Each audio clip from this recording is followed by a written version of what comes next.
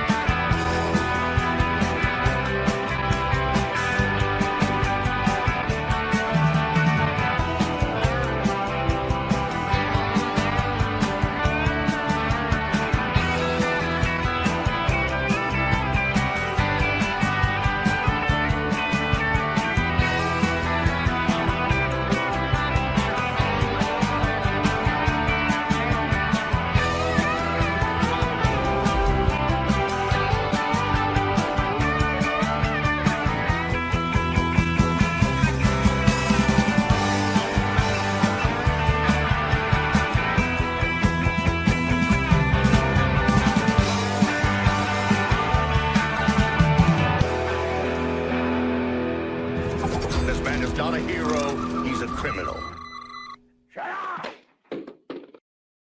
Do you want the Star Wars trilogy and the mythology to go beyond your lifetime? No. 3 will be the last film, and it'll be a 6-part series, and that'll be the end of it. Incorrect. You're not mentoring someone to take over for you? No, it's Automatic defense procedures initiated. there may be other venues for it, but not in the theatrical release. Affirmative. But I don't want to have it just sort of turn into Star Trek.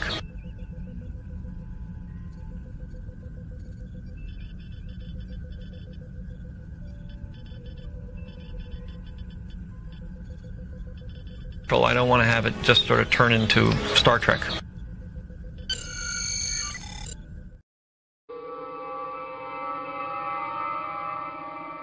Hello, sirs and madams. It's me, your buddy Admiral Teag. It's good to see you out there. Hello from New York, specifically Queens. It's nice to see everybody. Hello, and welcome to the show. We have hit the point of the week where we're trying to figure out what's true and what isn't. Major bombshells dropping in both franchises, with another report that Kathleen Kennedy's out. That's sinking in across the interwebs. Everybody seems to be starting to believe that one. And the other one being that the end has finally come for the Kurtzman Trek. So hello out there. I see JT and I see Buddy. Hello to you guys, my friends. And then there's that weird duck that follows me everywhere I go. Hello. And yes, thank you, Buddy, for that timely reminder to anybody who comes through later. Listen, guys, do me a favor.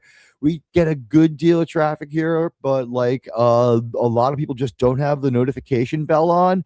YouTube sent 2 people over to my house the other day, and they threw me up against the wall, and they said to me, Sir, if you can't get up to like 4 or 5% of your channel members having the notification bell on, you know, stuff's going to happen.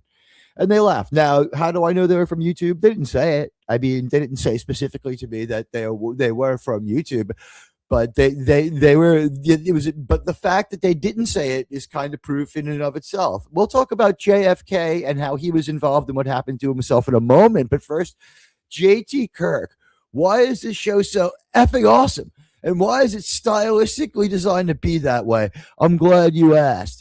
This show is fucking awesome, for one thing, because it is the will of the Final Frontier citizens that we gather here on the Nimbus 3 of YouTube channels, the channel of galactic peace, where we make a plan for the future of Star Trek. Not only that, but we have all sorts of other great, like Hollywood stuff too. This has been an amazing week, and thanks to you, my friend JT Kirk, and those like you who join me here as we slowly see people stumbling in. Say hi, say hello. But again, if you're coming through later, we have a couple of missions here. The first and foremost one, of course, is to entertain We would love to do that. And then we also have a couple of other things that we really do hope to get across. Like, for instance, like the notification thing, please. So anyway, the Kathleen Kennedy thing, that's really sinking in. People of good repute are now reacting to it in full belief that it's probably true. Everyone hedging away from just jumping out there and saying, yeah, sir, it's 100% true. No one wants to get burned because she has more lives than a litter of cats. So, and trying to figure out what her destiny will be is like herding cats. So it's been like weird to say the least, wild a lot of the times, as we've like been on this crazy 14-year journey with Kathleen Kennedy, one-time coffee maker to Steven Spielberg. I mean, how do we get to this place? I don't know. I don't know what to tell you. Folks, if I go mute for a moment, or if there's no sound, let me know right away if I'm not 5x5, because here's what the deal. I'm having what's called a little bit of like a purging episode or something like that. As a lot of you know, like about 4.5 months ago, I had to stop smoking weed, and whatever, like I'll be okay. But like every once in a while, like the leftover tar in my lungs grabs me and says to me, "Sir, you're going to spend the next half hour coughing really, really, really hard." So like that ended like a half hour ago, and I'm just like coughing on and off a little. So if I mute for a moment, it's to spare you. I'm trying not to do any of that stuff on mic. So that's important. Trying to keep it professional. We have a poll out there for you guys, and your guess is as good as anybody's. And I want to thank JT Kirk for an inspirational $5 American super chat. An American, or should I say 5 Greenlandian dollars for my friend JT Kirk. Did you send that via the Gulf of America, my friend? I heard that the Gulf of America will soon be our lake. I don't know if going in to try to fix up Cuba is a great idea. I'm not staked in. Don't get me wrong. Like, I'm Cuban and stuff like that. And yeah, there are people who are related to me there, but like, to call them family, you know what I mean? It's like my grandfather was so afraid of the communists in Cuba that he left when Castro was only 3 years old. He knew that, he could tell. Like he may have seen an early movie that was an inspiration to The Omen or something, but he knew to get out of Cuba, and he's here before World War II. All right, so like on that part of the family, like he married an American who's descended from Civil War guys. So like I got this thing locked up. But as far as going into Cuba, it's a disaster. They have 3 hours of electricity a day. I mean, you could say like maybe whatever we give them would be better than what they have now. But the idea that we would have to be responsible for it, like, you know what? If you want the United States to invade your country, you need to like at least step up to the top of the third world or the bottom of the second world. I don't want another situation where we go to a country like, say, Afghanistan, and the whole place is a mess, and we have to build it up just so they have something to attack. There's no point, okay? There's no point. We don't need to build them targets that they can come back and get later. But, speaking of targets, for a long time, we, the fans, have been targets of derision, targets of terrible programs. And I saw something today. Disparu bought me a gem, and it had me laughing my ass off. I will be crying and shouting when I have to watch it, but there was a Starfleet Academy premiere, and it's not really so much about new footage, but I mean, the Disparu and Nerdrotic videos are gold, but the actual video of these people and their Star Trek hangout, listen. I've said this before. Star Trek fans, hit the like button. Tweet out that we're live. Let people know we're here. What's ours before will be ours again. But first, we're going to have to put up with a little bit of nonsense. Take a look at this. And thank you very much, JT. That was very generous of you, sir. You've got to see this. All right. So this came to my attention via Disparu earlier today. This is what we've got. This is the Star Trek premiere. Let me see if I can get it to there's got to be a best possible way to do this where it's not as ridiculous as this. Maybe this. No, that's not working. I'll figure it out. Here's the thing. There was a premiere earlier today, and there we go. The Star Trek people were doing the Star Trek Academy thing. This guy, as you can guess, is not only guilty of the murder of Grover, one of my favorite Muppets. This man killed Grover and probably sold drugs behind Mr. Hooper's store. But this man who killed Grover and look at him ritualizing Grover's pelt on his body. This man wearing Grover as clothing out there on the street, and he is just talking to the Cynthia Love Hewitt. I don't fucking know. She plays Uhura, but she says, I play Nyuto Uhura, and it's like, okay. So here's the deal, like Star Trek, Strange New Worlds wrapped. She doesn't have to do anything. This is like picking up money in the street for her. This has been like probably an interruption in her career, going now to less hours of electricity a day as America has liberated all the freedom juice from Maduro. Yeah, I don't know, like how much of it, like what are we gonna do? Like simply jack every trailer, leave it? I mean, don't get me wrong. Like I think it would be kind of cool. It's like, what do you think of this one? Like Admiral Teague goes down there, and it's just like I have an oil freighter, and it's only like a quarter of the size of the other ones, and it's got like 16 motors on it. It's like, you've never heard of the Millennium Oil Albatross? It's the ship that made the Cuba run in less than 15 miles. You know, I think I could do it. I have a plan. First, we go up the coast through the Gulf of America.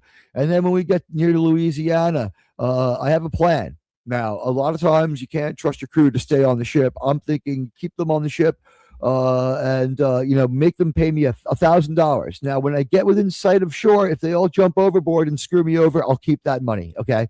Will there be life rafts? I don't know. But then, I will head to Cuba at top speed with the oil, doing the Havana run, and it'll be a blast. Trek reviewer, I'm glad you're here. Guys, the early show insanity is over. This is a footage right here from the premiere, okay? This is an hour-long event. I spared you so much of it. Behind our pal Uhura here, you can see Raffi. That is our pal Michelle Hurd.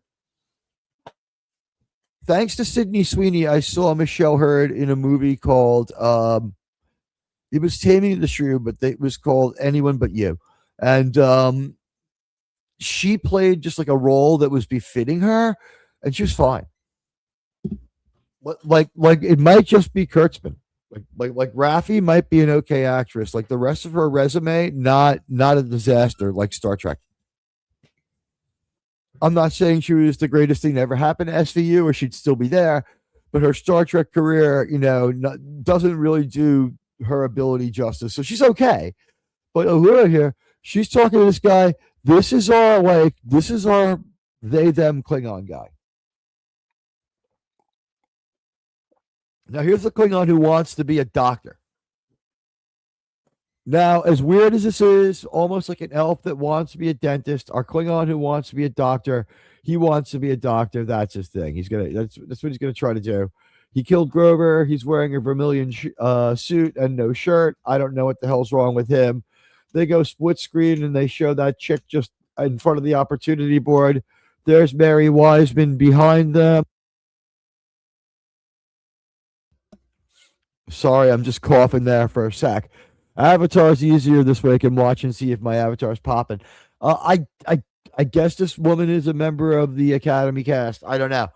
So here we are back with Uhura. She's talking to this guy. He's like, Klingons are very diverse people, is one of the things he said that I found absolutely unbelievable. But if you look behind her, I think what's notable is the Starfleet Academy font on the wall and stuff. That shit is old school Star Trek font. That's not looking too much like what we saw for Discovery, is it? Or Strange New Worlds.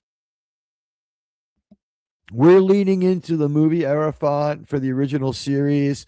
This looks nothing like the other fonts we saw. And so Starfleet Academy, by the way, the trailer that we watched, I watched, was horrible. What was going on in the Starfleet Academy trailer was basically there was people just using member berries of Kirk, and the audio of him was just fine. And hey, Lombardi, it's good to see you. Welcome to the show. The audio of Kirk, of Cisco, of Picard, of Janeway, of people that are relevant, that people care about. Gavin, hey, good to see you now, Blackie. I hope you don't mind if I say that. I say it only to be improper. Now that I have disrespect, I'll now return to calling you Gavin Blackburn. But I am going to start calling RRTNZ Welshie. Welshie sent me a great picture of him at a castle in Wales. It is beautiful in England right now. Cold as a witch's tit, it seems, but beautiful. A lot of pictures of snow-covered countryside. It looks like something out of a Dickens novel, and I guess I know why. But it's good to see you there. So this guy plays our Klingon who wants to be a doctor. Dismaru gave this its due. He was being honest. He was like, all right, a Klingon who wants to be a doctor, like, you know what? There's something to this simply because, they are at war. They're a warrior race. They're a warrior species. The Klingons are always fighting, they're like, Jemadar, but they've got female versions. Unlike this show that has a them Hadar. But you know what? This guy out of character, like I meet people who are kind of this flamboyant all the time. I got to be honest, like, let's stay away from criticizing the actor unless he does anything. They hired the wrong person to be in Star Trek. Was he supposed to say no to the money? I don't know why Alex Kurtzman thinks that singing, dancing, Star Trek is the way to go. What is Gavin saying? I've been to Wales and I've seen several castles. The one he's sitting in, it was one of the arrow sorts, I believe. And he was on, I guess, the inside of it. And the floor was gone, but he could climb up to it. And he was sitting in the niche there. What do they call it? The Red Rum Hall. But at any rate, he's like sitting in front of it, and the sun, and like the lights coming through behind him. So it looks like he's like in like this hall of the Mountain King. It's great. I'm really happy that he got to go to England. I wonder who else he'll see before he leaves. But so this guy, I want to just I don't want to be like hateful. Like, when we do Star Trek criticism, like we get crazy and we have some fun. And like when we see the show, we'll probably be very angry about the characters. This guy, like, sure, it doesn't matter. Nobody cares. It's really not his fault that they threw probably scale, honestly. But like, there's a lot of actors. So he was happy to pay his rent. Okay. But he did kill Grover. At any rate, this guy and goes on to talk to Nuhura for a little while, and he is in context, I guess, probably, wishes he was in Hamilton, but unfortunately he's in Star Trek. And then and they cut away from her and we see whatever. I don't know who this guy is. Is this Mamangala? Mamangala's there. We hear his real voice. He has an American accent. Big surprise. JT guessed it right. But here she is, Ozempic success model. And newly minted, they say, gay person. She had been straight. The people change their minds. This stuff happens. I'm sure it had nothing to do with her job. But as you can see, she is with Nuhura. Nuhura here. Nuhura just keeps her eyes perpetually closed. I'm trying to be generous, and like Mary was like, wow, what a massive amount of weight. I think they said something like 40%. This is a huge change. She can make, you know what? Some loser out there is going to like pay for a couch made of the extra skin from Mary Wise. They really will. I mean, and imagine trying to chisel that off of that, of her. I mean,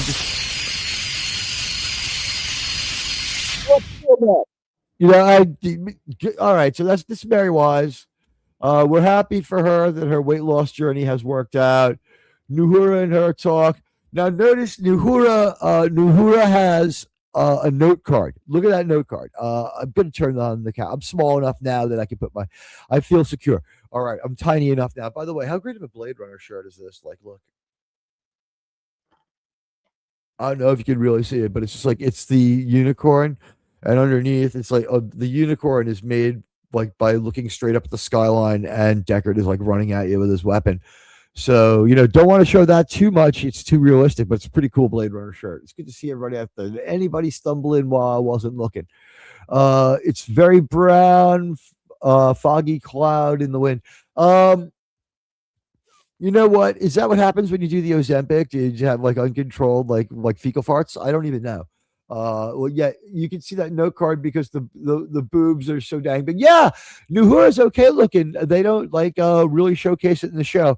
It is in front of the boobs, below the microphone, in front of Mary Wiseman's elbow.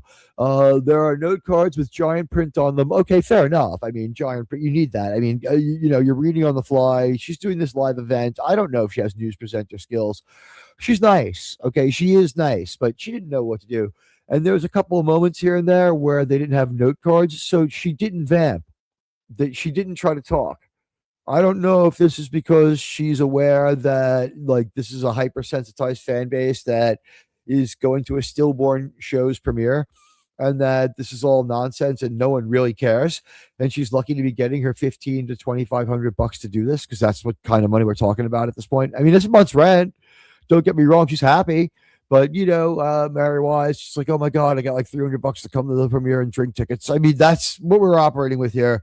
And she got to be in one episode of Star Trek Academy, which is probably like money that she didn't even realize. Maybe she got her day pay, but like remember her Star Trek contracts back in the teens. The teens. Poor Mary Wiseman. Even more poor. I feel even worse for. Who do you feel worse for? Mary Wiseman's husband or Amy Schumer's husband, the chef that Amy Schumer left now that she's a size 1. Let's see what people are thinking. What will happen? And please like the stream. Kennedy gone, Kurtzman safe, 0%. Kurtzman gone, Kennedy safe, 0%. Both safe, 20%. Both gone. You're out of here. 80%. You know what? I got to be honest. I think their fates are kind of intertwined. I don't think I think that their fates will be shared. I don't know though, because each of them has their own little skill set of buried bodies. The person in the much weaker position, at least as far as Hollywood goes, is Kurtzman. There is no Force Awakens out there for him to say, hey, look, it was like it worked once. There is no enduring beloved show. There is no iconic figure. Their newest show after all these years, their final show, is being teased with the voice of Picard, the voice of Kirk, the voice of Cisco, the voice of Insane Way. So what are you going to do? I mean, that's where they're at with this Star Trek show. That's how far they've dragged it down. And I'm sorry, guys. Like I had the cough again. I'm having a very productive cough. I don't know how much show I can do while I'm coughing like a maniac, though. I think I remembered to unmute, but I could unhappen that result. She looks like a girl from Wrigley's Pleasure Planet. Which one? Boobs McGee on the left, or or Mary Wiseman now thinner than ever, but like just. I guess the baby doll dress is a thing. I mean, she is now only about the size of one of her legs was in season 4 there. Poor Tilly, she wasn't that big. Then they filmed her real unflattering, really bad, like peekaboo, like ingenue, pretty girl angles, but she's not those things, or at least isn't as Tilly. Tilly is uglier than Mary Wiseman could ever be. We've said this a lot, and you know what? Disparu said it today in the video about this. If you look at Nuhura out there on the carpet, they can look nice. It's just that once they get into their show, they look terrible. And that is just 150% true. So, sirs, let's go. So, as you can see, Mary Wiseman, she's pretty thin these days, looking svelte. She couldn't be happier. Star Trek's over for her. And she has a lifetime of woke street cred. She could do movies now where she plays like, I don't know, like non-politically correct characters and point to this Star Trek dead end in her career forever. So Nuhura says bye to her. And here comes some chick from Starfleet Academy. She's built like an 11-year-old boy yet again. And then they're throwing up their banner or whatever. So one of the things they say is, tell us about your character. And they say, oh, she's beautiful. And they don't have the right note cards, so they have to wait for new note cards. She says hi to her, but then she doesn't know what to say. Disparu talks about this. You should watch Disparu's video. If you haven't subbed to him, his channel's on the bottom of my page, my homepage. He's really, really great video essayist. He takes this whole press conference apart. So they just stand there. and they don't know what to say. So they pose and they wait to get the new note cards. And then finally, as they're about to do it, someone who's more important comes up to get their picture taken. They wait through that. And now, like, after all this time, look how far in we are. This is an hour-long thing, and a very billable and very on time. Like, their bullshit press availabilities go off well. Look who comes out. It's Captain Janeway. It's Kate Mulgrew. So everyone's happy to see her. She gets a respectful hand. I feel that this crowd most likely astroturfed. I have heard tales of these things being astroturfed in places like New York and LA. I don't know. These people sort of hanging around. Who are they? I see a lot of cast. I see a lot of people walking by that opportunity board. These two women have never met each other. They try to have a facile conversation about nothing. This guy was a little bit cooler than most people. He admitted he didn't know what this was about. These are like, I don't know what the hell's going on. This is the woman who cried. This is the young girl who cried. It looks like she's popped in a grill. I'll be honest. It looks like she popped in a grill. So I don't know who this woman is. She looks familiar. Maybe she's I don't know. Oh, it's Kurtzman and his wife. Sorry, guys. You know, you when you're looking at the hierarchy, here is the writer of Star Trek and her husband, is basically the way I would view it. And we could probably read those cue cards if we wanted to, but who would want to? So there is our pal Kurtzman, and maybe the hair is real. Maybe the hair is real. It is real weird looking though. He's just, I guess he wants to look like Mr. Anderson Cooper or separated at birth from Anderson Cooper. What do you guys think? I don't know. He looks weird, guys. I'm not even gonna lie. As I struggle here with my maybe I have a cold.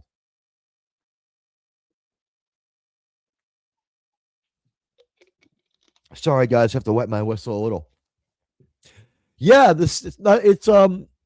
he is miswearing this suit, if I'm reading this correctly, or he really didn't care too much for his own premiere. He might be is he wearing a suit with a cardigan, and his cardigan is buttoned all the way down? Now, a lot of people don't know this, but when you wear a suit, only the top button is supposed to be buttoned until you sit down when you're supposed to open it. This is a basic rule of suit wearing that all men are taught. Okay. So Kurtzman here seems to have gone with a sport coat.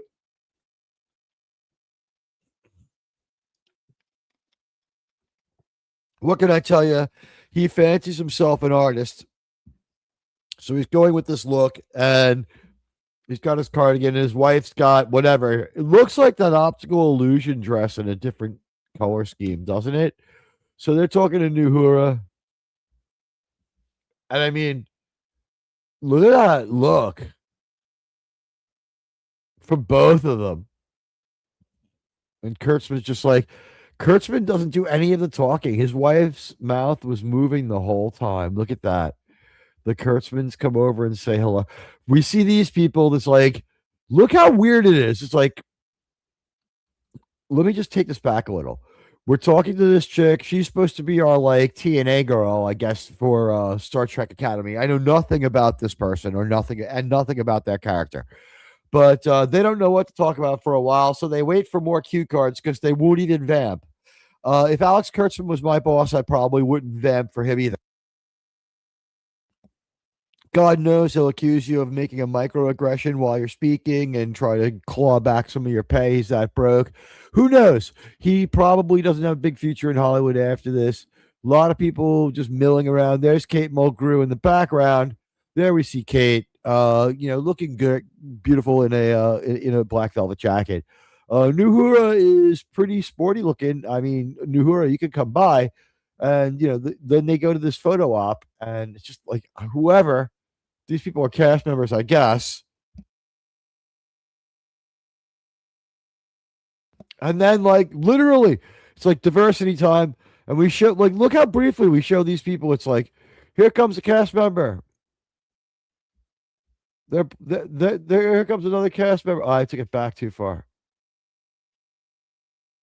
Oh, this is some of these looks, sirs and madams. Just all right. So here they are, like they're talking, right? Then they have to stop because more important people come out. They botch that. Then it's like it's looking chaotic. Meanwhile, like, who are these people? Like, some of them really are press, but like as I look at that camera, the only reason I believe that he really is real press is I see the readout on his camera and I can see that he seems to be taking real pictures and he has the iPhone strapped to it. So I believe that he's real. But I mean, I do believe that they'd fake some of this stuff. The guy up there in front, like, I don't know. Could he be from Paramount? I don't know. Why the Star Trek font that they haven't used before? They're looking at combining two different traditional Star Trek fonts together there for the look. So these people come up there for a moment and they have their time in front of the screen. Sorry. They have their time in front of the screen, right? And it's just one of the weirdest gatherings we could ever ask for. There's Tig Notaro.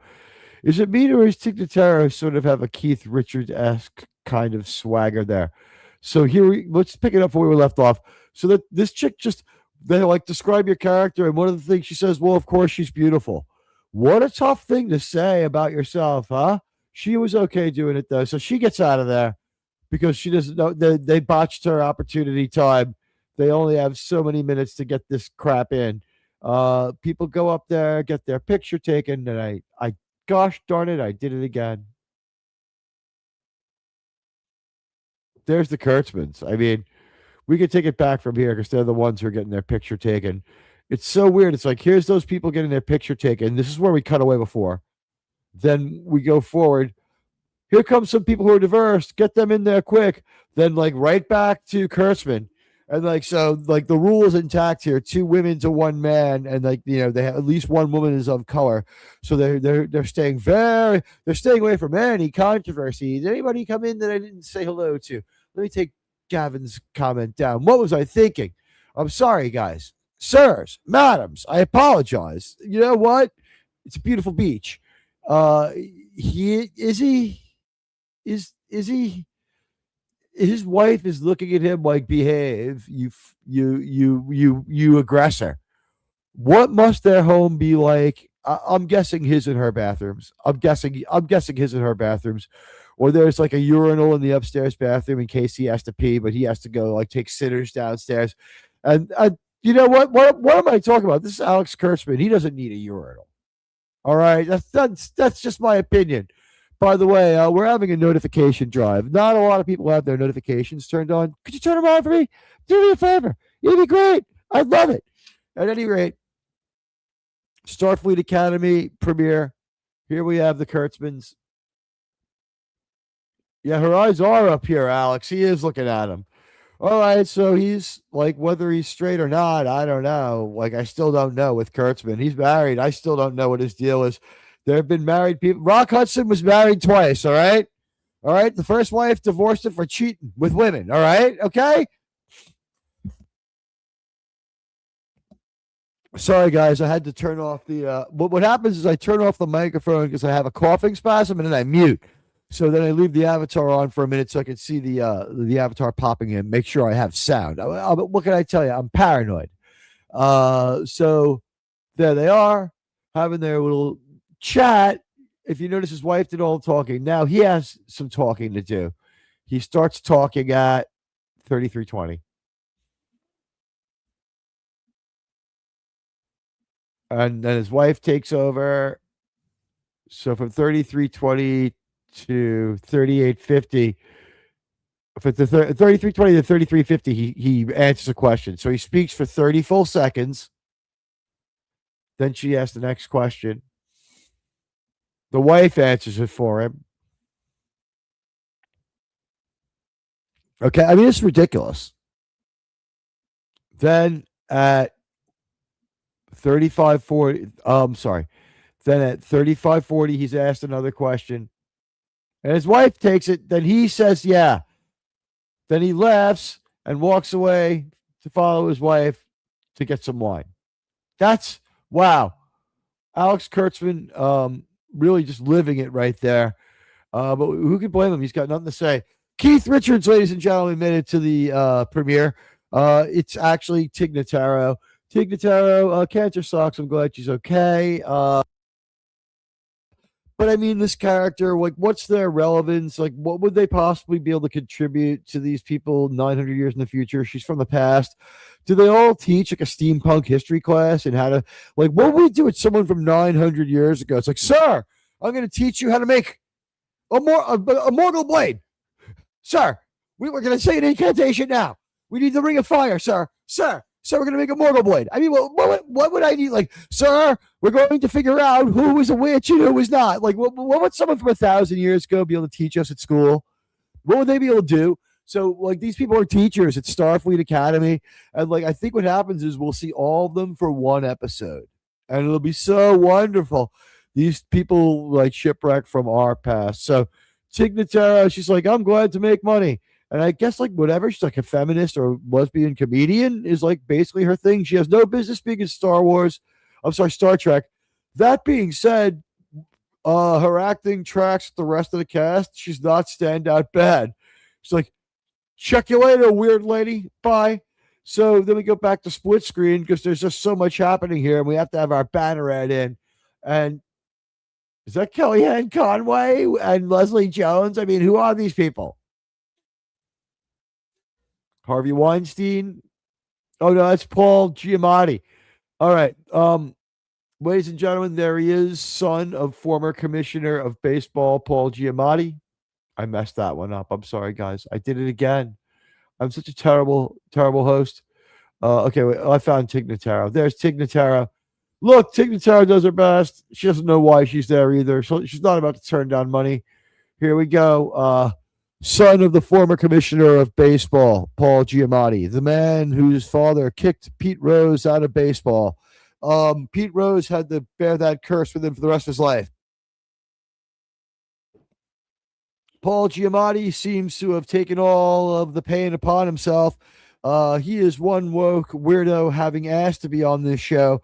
What happened to this man who once played Prince John? Oh, no, King John, because it's like after Richard dies in that weird Robin Hood with Ridley Scott. Am I correct on that one? I think so. I think I'm correct on that one. The Russell Crowe Robin Hood with him is shit. It is shit.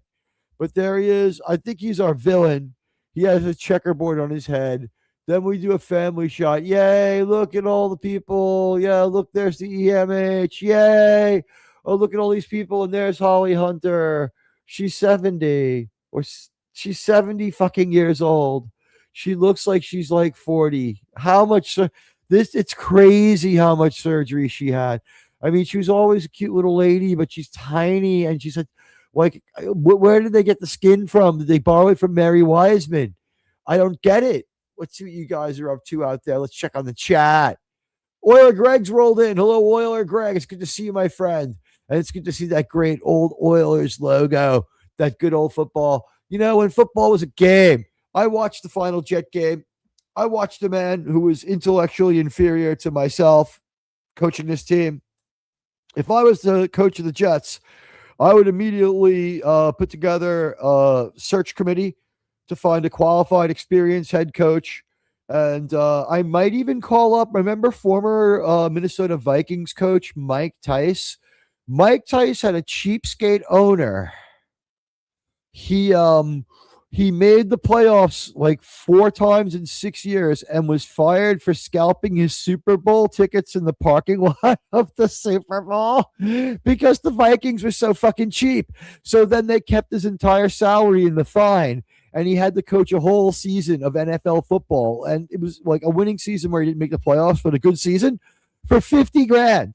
That's like hotel fee. Like, could you imagine what that was like in that locker room? Like, maybe we're going 7-9 or 9-7, coach, but like, you know what? Here's $100. We feel bad. Like, get a cab home, sir. Sleeping at the facility can't be fun. Go home and see your wife and kids for an hour, sir. You know, when he was like, practice on Monday, guys, in pads, it was like, it wasn't because they were bad. It was because he was so lonely. He lives on Long Island. Call him. Like, he'll fit right in at the Jets. Kicked out of the league for selling your tickets at the Super Bowl. That's fucking hilarious. That is fucking. He deserves to be the jet coach, or at least on my steering committee to find someone else to replace me. Because if I became the Jets coach, I would show that I have a lot more intelligence than Aaron Glenn by hiring someone to replace me. Anyway, back to this. It's of a ruinous nature. What can I tell you? So here we have the Star Trek Academy cast. It's getting down to the brass tacks of them. Look at Robert Picardo in his pork pie hat. This red-haired girl behind them, she's some kind of wrestler, right? So she has notoriety of a sort. I'm going to have to consult the historical records. George, do you know anything about this woman? Carthaginians defending the city were attacked by 3 Roman legions. Arab women stripped them of their tunics and their swords and lances. The soldiers lay naked in the sun. 2,000 years ago, I was here. Well, this match will not be postponed. This wrestling match will not be postponed. Okay, so this lady in the exciting wild outfit, the black lady at the end, she's Mariner. She wrote some of this garbage. She got stuck writing it. I don't know what her deal is. Maybe she's kind of talented a little bit because people liked Prodigy, but I don't know. It's like this thing doesn't even have anything fun. You know what I would have sent to this? Like a giant Armus, anything fun, a Mugatu, anything fun. It's like these people are so not fun. This is just not any kind of. I mean, this is not any kind of Star Trek I recognize. Spock!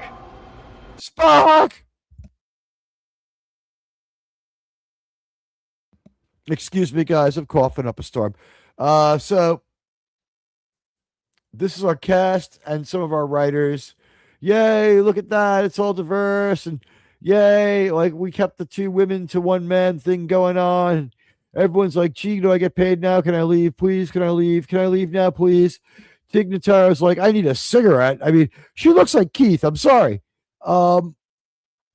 She identifies as a woman from what I'm told, but it's just like, or a real hardcore unisex look there. You know what? I am glad that she's okay. Fuck cancer. But I think if we gave her truth serum, she'd be like, yeah, I don't know why I'm in Star Trek. I don't know why I'm in. You know what? Alex Kurtzman's wife thinks I'm funny. That's what it is. This girl at the end, I believe the black girl is the one who cried when Mark D with the C saw her talking about her playing Star Trek. So, maybe a little unhinged there. And why she's wearing a grill to this, I don't know. Paul Giamatti, it's dawning on him now. It's like once I almost had an Academy Award and I was something, and now my career has just gone sideways.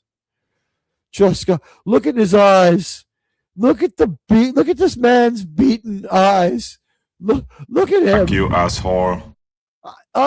Arnold, show the guy some respect. I mean, come on. Find this man. You know what? I don't know how much self-respect you have. I mean, look at this. I mean, the way that like he's surrounded by like Mary Wiseman, like he's surrounded by it's Septum Ring City. I see 2 in frame. It's just, I mean, you've gone too far in a few places. Yeah, Why, Spock? Why? All you had to do was pull the trigger. Why? What is going on? So, former one-time great actor Paul Giamatti, son of the commissioner of baseball from the 80s and 90s, trying to figure out where it all went wrong. Look at his eyes. And then this woman's just like, she can't believe someone gave her a job. Look at her eyes. She's like, I'm making money. By the way, guys, it's Cynthia Arrivo's birthday. 39 years ago today. The talented Cynthia Arrivo was born, I think, in England. I think she's British. She's playing Dracula. Honestly, I want to see the video of this one. West End, London. Guys, if you want me to review this, I'm willing to take the crowdsourcing. And it's good to see everybody here. It really is. I want you to tell your friends about me. Listen to this one. West End of London. Cynthia Arrivo is playing Dracula. But it's a faithful, marginally abridged, from what I understand, version of the book Dracula by Bram Stoker. She plays 23 roles, including Dracula, Von Helsing, Lucy, Mina, Renfield, all of it. Cynthia Arrivo is Dracula, as in the book, the whole thing. Cynthia Arrivo as Dracula. Look, I am not a huge Cynthia Arrivo fan. I think that this for the lols, please, everybody put out your feelers. Look for this for me. Please try to find this. What are friends? You know what? Exactly. This woman is like, friends are people that pay you money to hang out with them because you check off a box, and they are too white to get away with it. I honestly think that some of these people were probably cast, were probably extras. Some of these people are from the cast. And some of these people are just, whatever. Like there's like Robert Picardo's daughter or wife or whatever. It depends on whatever his thing is. I don't know. Then we could see, this whole thing just sort of like, why is the camera even on? There's not much going on. Kurtzman's standing around, not knowing what the hell to do with himself. No one's in charge here. No one's doing any talking. They're just standing around. And finally, we have look at Giamatti again. My God, look at Giamatti. Just look at him. Oh God, wrong mute. Hold on. I'm sorry about that, guys. I apologize. I really do apologize. Spam some emojis and bring the chat to life for me a little bit here as we suffer together with Kurtzman. And his hair has always been so suspicious. Kurtzman's hair is so suspicious. And there's Holly Hunter. Both of these people, Academy Awards in their life. I think she has one for sure. And does he? The best movie I ever saw with Holly Hunter is A Life Less Ordinary, because like Cameron Diaz looks really hot in that. I don't know. And it's also the best Ewan McGregor movie. But aside from Revenge of the Sith. So they don't. Do they even talk to Bart Giamatti?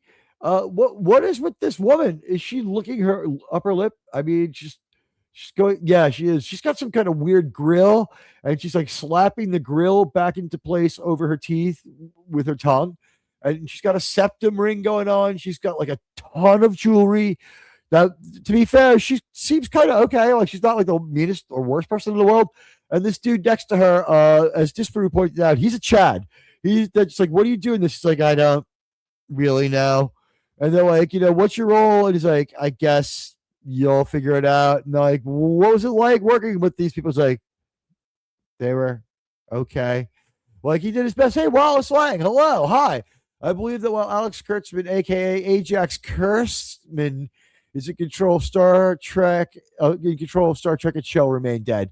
I wish that it could die so that it could be born again. I mean, what happens is it's died 1,000 deaths, and just they keep reburying it in the pet cemetery, and it keeps coming back, and it's like, it was different when Timmy Bettelman came back. He wasn't the same anymore.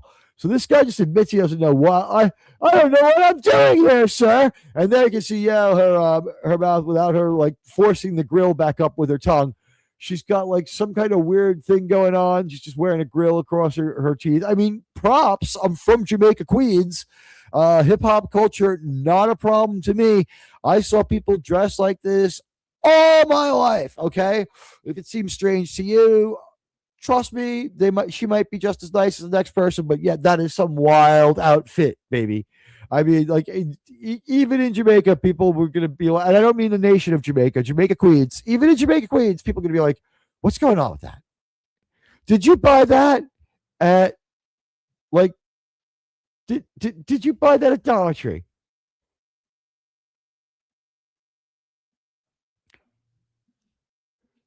So as you can see, full septum ring deployed.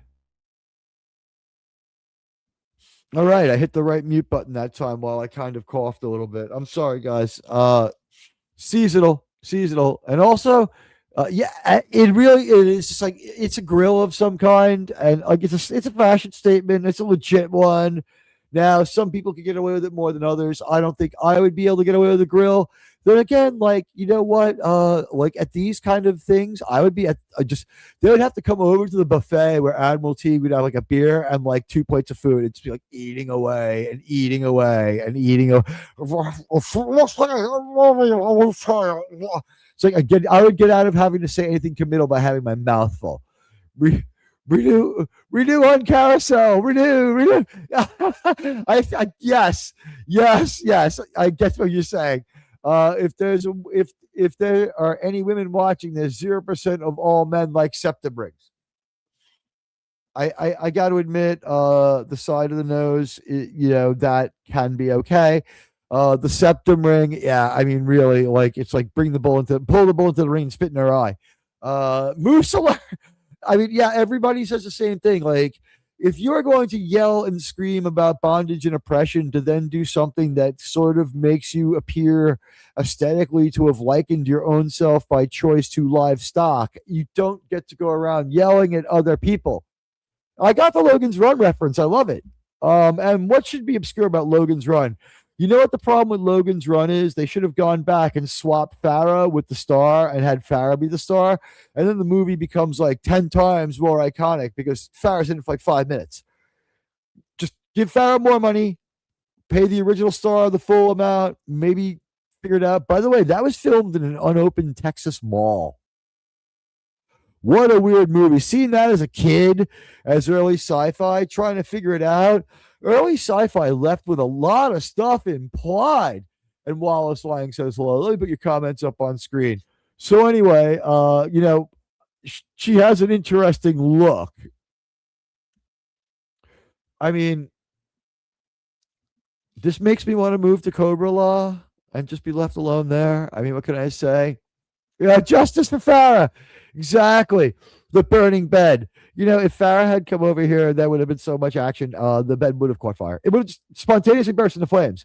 And if you have to go out like that for a night with Farrah, I would think about it. Don't get me wrong, I think about it. Farrah was Farrah.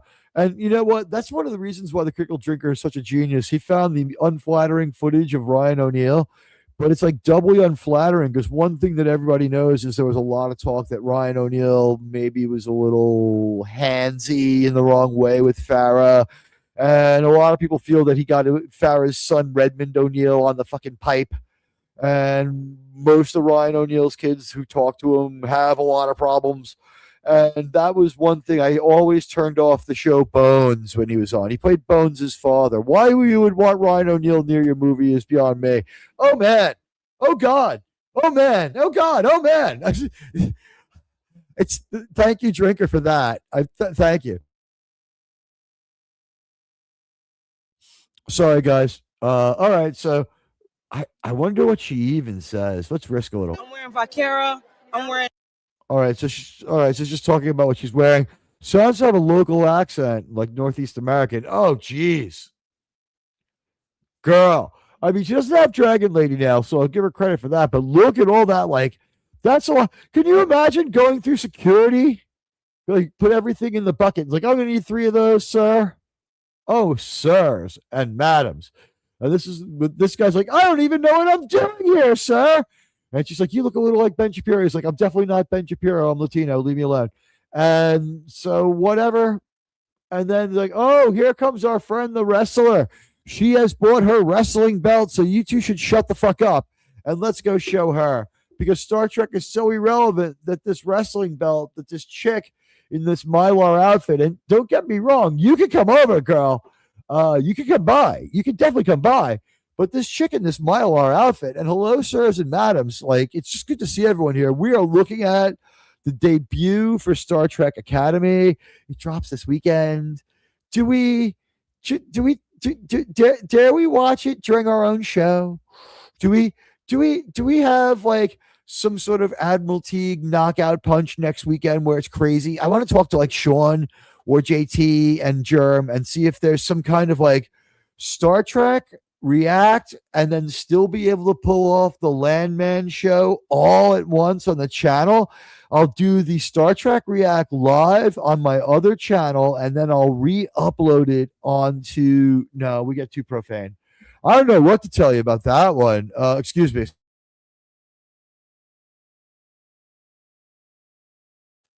What can I tell you guys? January in New York. Only like 81 more days of winter. What can I tell you? All right, so this is our Star Trek chick. You know what? Something tells me her life will be a cautionary tale about being hetero, or they will make her look really ugly. Like, so let's take a quick look here. She's showing off the goods because she's not ashamed to. They are. She's kind of hot. She's kind of hot. I think this chick's pretty hot. I dig her. And look at their fonts. It's all right. So the Paramount logo, that's their production company. That's more prominently featured than it needs to be. It's because there's no one else contributing. The Secret Hideout name just not there. No one wants to see it anyway. Starfleet Academy. We got Star Trek in the regular font from the original series. Starfleet Academy in font from the original series movies. We keep cutting back to our hot wrestler chick because these people, they're only just so relevant. And Nuhura is like, I don't have any more questions. Please go away. And this is where she's like, yeah, you know, diversity. That's what we're all about. Yeah. It's the gritty Star Trek you remember. It's a lot like your father's Star Trek. There's just more dead air. This woman, like, who the hell even is she? Academy premiere. I am here with one of the stars, Who is she? Gina Yashire. Gina Yashire. Hi, Gina. Yashire. Tina Yashide. Excuse me. You're gonna be angry. Okay, so that's. I mean, in real life, my last name isn't the easiest to pronounce either, and like I don't know where. Is this lighthearted or is this weird? Seems to cross over to weird.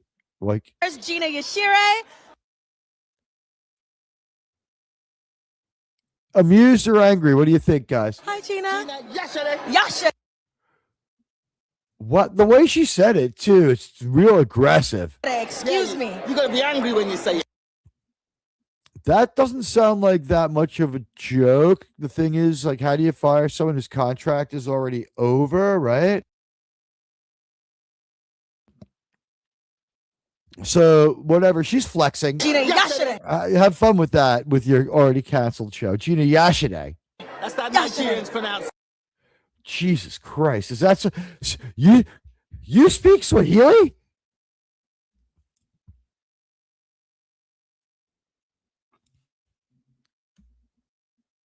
You feel? I mean, I'm amazed. I mean, I'm amazed.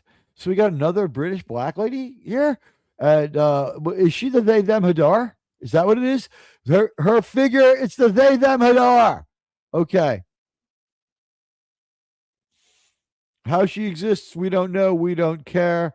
You know, the they them Hadar. And here is Nuhura.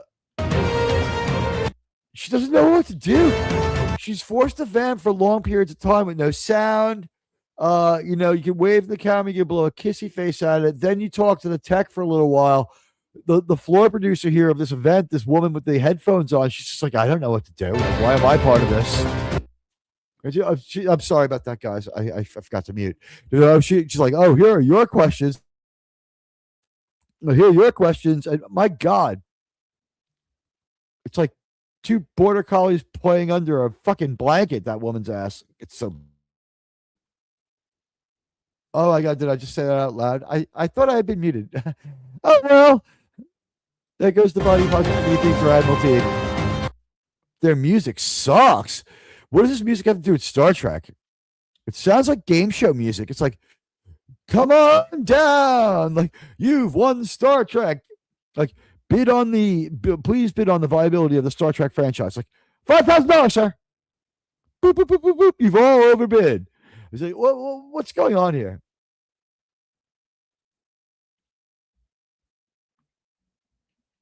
Gina Yashide. Wow. All right, so this chick seems okay. Let's see. Do you have a name, woman?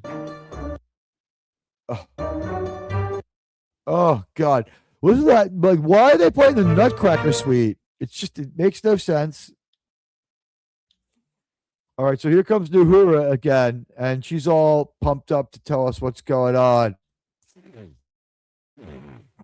Oh, I'm sorry, guys. Oh, okay. Now I understand.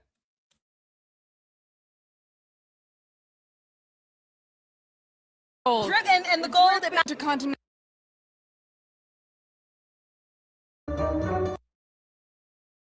I am here.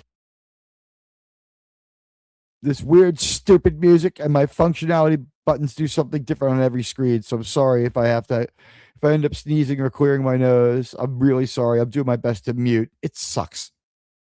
Here with newly belted WWE champ. Oh, look at that. Is she British? Oh, look at that. Let's get a listen to that again. With newly belted Okay, yeah. WWE All right, let's hear her voice. champ. Oh, look at that. She's got gold. We're dripping in gold. Okay, no, she's got some kind of JT, is that Detroit? Is she Midwestern? I don't know. We're dripping in gold. She sounds all right. I mean, she seems okay. I mean, I don't know what to make of her in this. I don't know why she murdered a kid's party balloon and turned it into a dress. You tell me why. And the gold, it matches the... She doesn't know what to say. The safest vamping you could do, I guess. I mean, poor Nuhura, huh? Poor the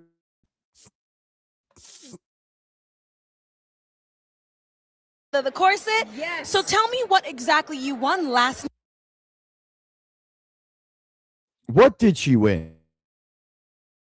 night. I won the Intercontinental Championship. Incredible. And some people say not. Some people, everybody says I'm the greatest Intercontinental.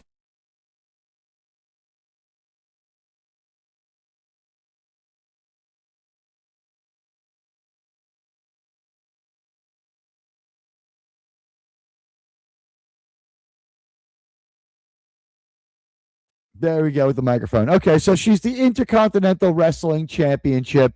And well, at least she's kind of fun compared to the rest of these people, where it's just like everyone's got to stick up their ass or is just like wants out of there. So here she is. She's kind of fun. Shiny. It's so shiny. Ooh. What the hell? I feel bad for this poor woman. I mean, both of them. Were there free drinks? Thank you very much. Thank you. Thank you. Wow. Wow. Wow. I feel so protected. Okay. I'm just a lady. I'm just a girl. What? Wow. What she says next is baffling. I feel protected, but then she says something real I weird. feel so protected. Okay. I'm just a lady. I'm just a girl. We have WWE Intergalactic Champions here to keep us. All right, whatever. Give her some fucking material to vamp with. Poor woman's not a presenter. This looks to be the end of the end, but they just leave the camera on. All right, let's look at the people in frame. We have the person at the bottom of the screen looks a little like Leslie Headland, but probably isn't. And I just don't know what their deal is. One of the 23 producers, I don't know, Michelle Paradise. Then we have 2 people I've seen from the cast. That woman who looks like Rachel Weisz, who might be a cast member. We've got that woman in the bag, just like, I'm fucking out of here. We've got the lady in the red shoes with the woman with the bag. They're out of there. That guy and that lady over there, the lady with the papers, they seem to be the technical crew running this. Then up front here, one of the cast members is just like repeating, I don't know why I'm here, to this woman from Foreign Press or whatever, or, you know, maybe even fictional interview. I don't know. Who knows? Honestly, with Starfleet Academy, do we trust Kurtzman or these people? Like, this is coming from the same group of people who announced Star Trek 14 how many times? 8? Was it 8 or 9? Papers, Please. Yeah. So I mean, this is just So this was their event. And I mean, just ambient sound with background music, a lot of this. Why are we seeing this woman? Why should we care? Do we get anything?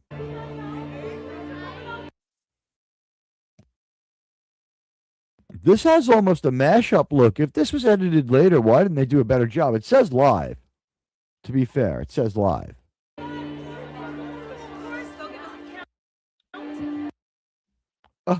The technical producer wants out of there. She's like, oh my God, I don't need to be in on this picture. Sorry, guys. There's Kate Mulgrew again. Like, she showed up the 30-minute mark and again at the 1 hour, 2-minute, 38-second mark, literally in overtime. Who the hell is this woman? Come close. All right, yeah, come over here. Rasta and Zoe Steiner. Rasa and Zoe Steiner. Okay. How are you guys doing? I'm excited. He looks excited. I'm excited. I saw the first I'm dead inside. interesting point in his life. I can't give away. We can't give away. It's always a secret. Your character is a secret. Yes. Well, I'm excited. Yes. I'm excited to find out your secret. What about you? Okay, we'll say hello. I don't know. Yes. But yeah, look, what I can say is to Raymond. Oh, yeah. And so no one can tell us anything. Thank God they stayed on camera this extra 4 minutes to confirm that it's all a secret. Could it be because it's so stupid they don't want anyone to hear? And there you have it, ladies and gentlemen, your Starfleet Academy trailer. I mean, look at this art. It doesn't even make sense. So our most attractive female character, she's up front and she's a face nostril alien. Of course. So they uglied her right up. Then Holly Hunter, she's allowed to be sexy. She's 76. Why not? Who cares? Then some rando guy. I'm guessing he will not survive very long. Then some woman who knows, she's so far in back, who can tell. Then it looks like the girl from Stumble. The one who's narcoleptic, the narcoleptic cheerleader from Stumble. Like, if you're going to be in a military academy, shouldn't you have some form of military bearing or appearance? I don't get it. Then in back, we have the men as far in back as we can. We put one man up front, but we overpowered it with the power of 1, 2, 3, 4 women. And then in the back, we have our gay man, because we know or whatever, our cross-dressing man. Far be it from me to assume, right? Not that there's anything wrong with that. So, hey, the dead man. One may even say a mystery box. Yes. The reason the video is labeled as live is to assure these idiots are not zombies. It was raw. It was unfiltered. She was playing for time. I'm willing to believe it was live because it was so unpolished. So that's it. This seems to be the end for Kurtzman. And our other story today would be that apparently, aside from the fact that the cleaning woman won't be here till Tuesday, maybe I'm better off down here. No, I like being up here. All right, so the cleaning woman will be here on Tuesday. And we have a Star Trek show coming up for you this weekend where we're going to do the ugly movies 11, 12, and 13, the Kelvin time loop. And I can't wait to see what my panel thinks. I have assigned Resolute Germ to be the expert for Star Trek Beyond. And he yelled at me that I was a piece of shit for a couple of minutes before he happily changed his mind and couldn't have been happier to agree after he had that weird outlier yelling meltdown about being forced to watch it. He didn't realize, it's like, you know what? I said to him, that's the misogyny talking. Like, that's the misogyny talking. You got to go watch Star Trek Beyond, and you're our expert in that movie, okay? And he was like, oh, fine, fuck you. So he's watching that. JT, since you're here, I would like to ask you to be our Star Trek 09 expert. And then everybody is an expert on Star Trek Into Darkness. That's going to be probably, there are 3 movies. Look for an hour on Trek 09, maybe 90 minutes because there's anger. Then there's going to be 2 hours of just probably longer than the runtime of the movie of us going insane about how much we fucking hate Into Darkness. And then there's going to be a conversation about how I'm willing to bet that by the end I'll be able to have most of my panel on my side with this one. And this is a question that I'll throw out there now. I'm willing to have people think about this until our show. It's not a good movie. It's not a good movie. And less terrible Star Trek is still not good Star Trek. I don't want less bad Star Trek. I want good Star Trek. If I have Star Trek that's pretty good but not fantastic, that kind of less bad Star Trek I can handle. As far as Star Trek Beyond, this is one thing I do feel confident saying. Had it been their first movie, excuse me while I sneeze. Had it been their first movie, we might have been like, all right, they can go somewhere with this, because Uhura and Spock break up right away. Spock acts correctly through the entire movie. He has no emotional breakdown. He does howl in pain, but McCoy's cauterizing a wound. It's not so terrible. McCoy has a legit McCoy moment like twice where he's not a fucking bumbling asshole injecting everything that moves. It's kind of Uhura is in the proper place Uhura should be in. Uhura is so fucking stunning and brave. In Trek 09 and in Star Trek Into Darkness, Uhura is so stunning and brave. She doesn't need no universal fucking translator. She steps off their fucking stolen ship and she's like, ah, pla, ka, pla, pa, talk. And it's bullshit. It's bullshit. It's like, you know, why did I bother learning Klingon if you're just going to put it up there on the screen anyway? And hey, the Dad Man is here.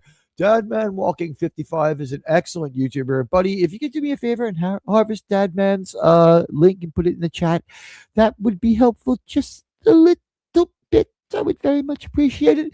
But it's good to see you, Dadman. Good to see you, sir. We'll talk about your franchise next. Don't think Star Wars is getting away cleanly. We talked about Star Trek Academy. My God. The voices of Picard. The voices of Kirk. The voice of Cisco. Cisco! I mean, Benjamin Sisko is a weird guy who went to Long Island's most infamous serial killer beach to hang out and stalk Jennifer as a 50-year-old man with a 20-year-old chick. They played that scene out on Deep Space Nine. It is so fucking weird. You know what? Men no longer need die in space, Dad Man. Does anyone get the reference? Men no longer need die in space, Dad Man. Dad Man, I am great. You are great. Look at the 3 starships. Scan them for life. And why not, Kirk? Your mighty starships crushed. Do you remember? Who remembers that one? That was a long time ago in a galaxy far away at this point. Come on. Everybody knows that Star Trek Madman, right? I thought I did a pretty good job. You know what? Like, I could call people up and convince them I'm black, right? If you just had like the voice on the phone, it's like, who is this? Hello, my name is Robert Daystrom, and I'd like to impress my memory engrams onto your brain. Daystrom had a great voice. JT, are you heading out, or is hi Wallace? You are headed off to bed. Have a good night, and hey, you know what? The show is off to a wild start. We have a replenishing crowd. We're on the right time. We started at 9 tonight. I think 9 is going to be a little more common these days for the Admiral, who's going to sneeze again. Hang on.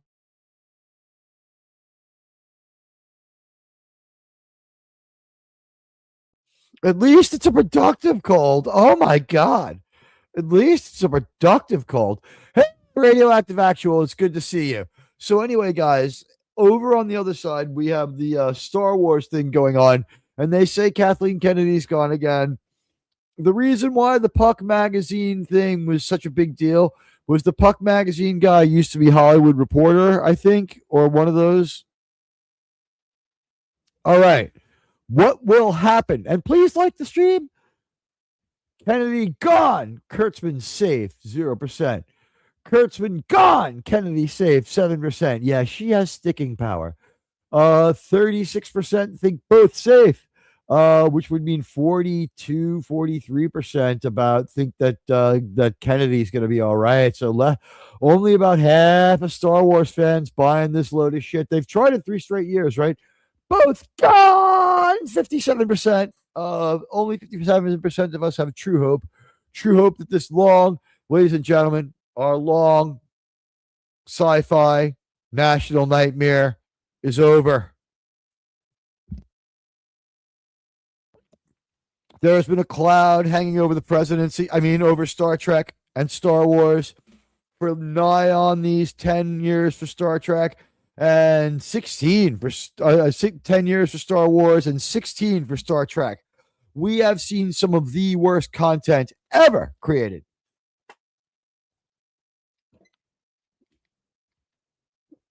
Kathleen Kennedy did something that no one had ever seen done before.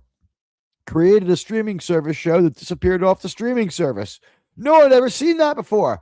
A historic first for Miss Kennedy.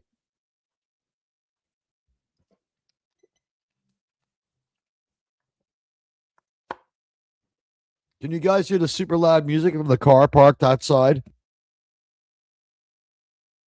I love living in an urban environment, I tell you.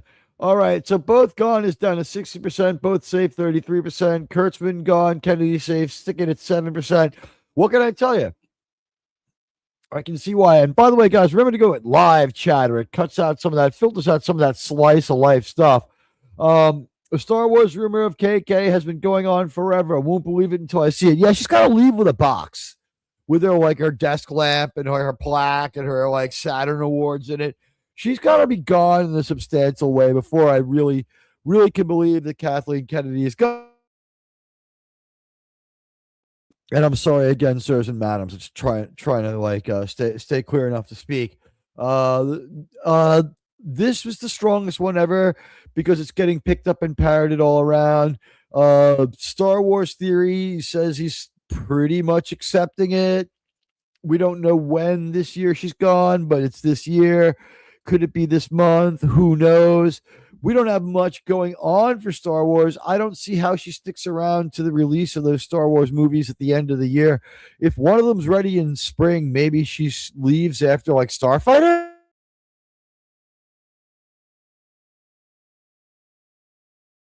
Is Starfighter the one coming out next? And what a paltry couple of years for Star Wars and for Star Wars. Just very little coming out.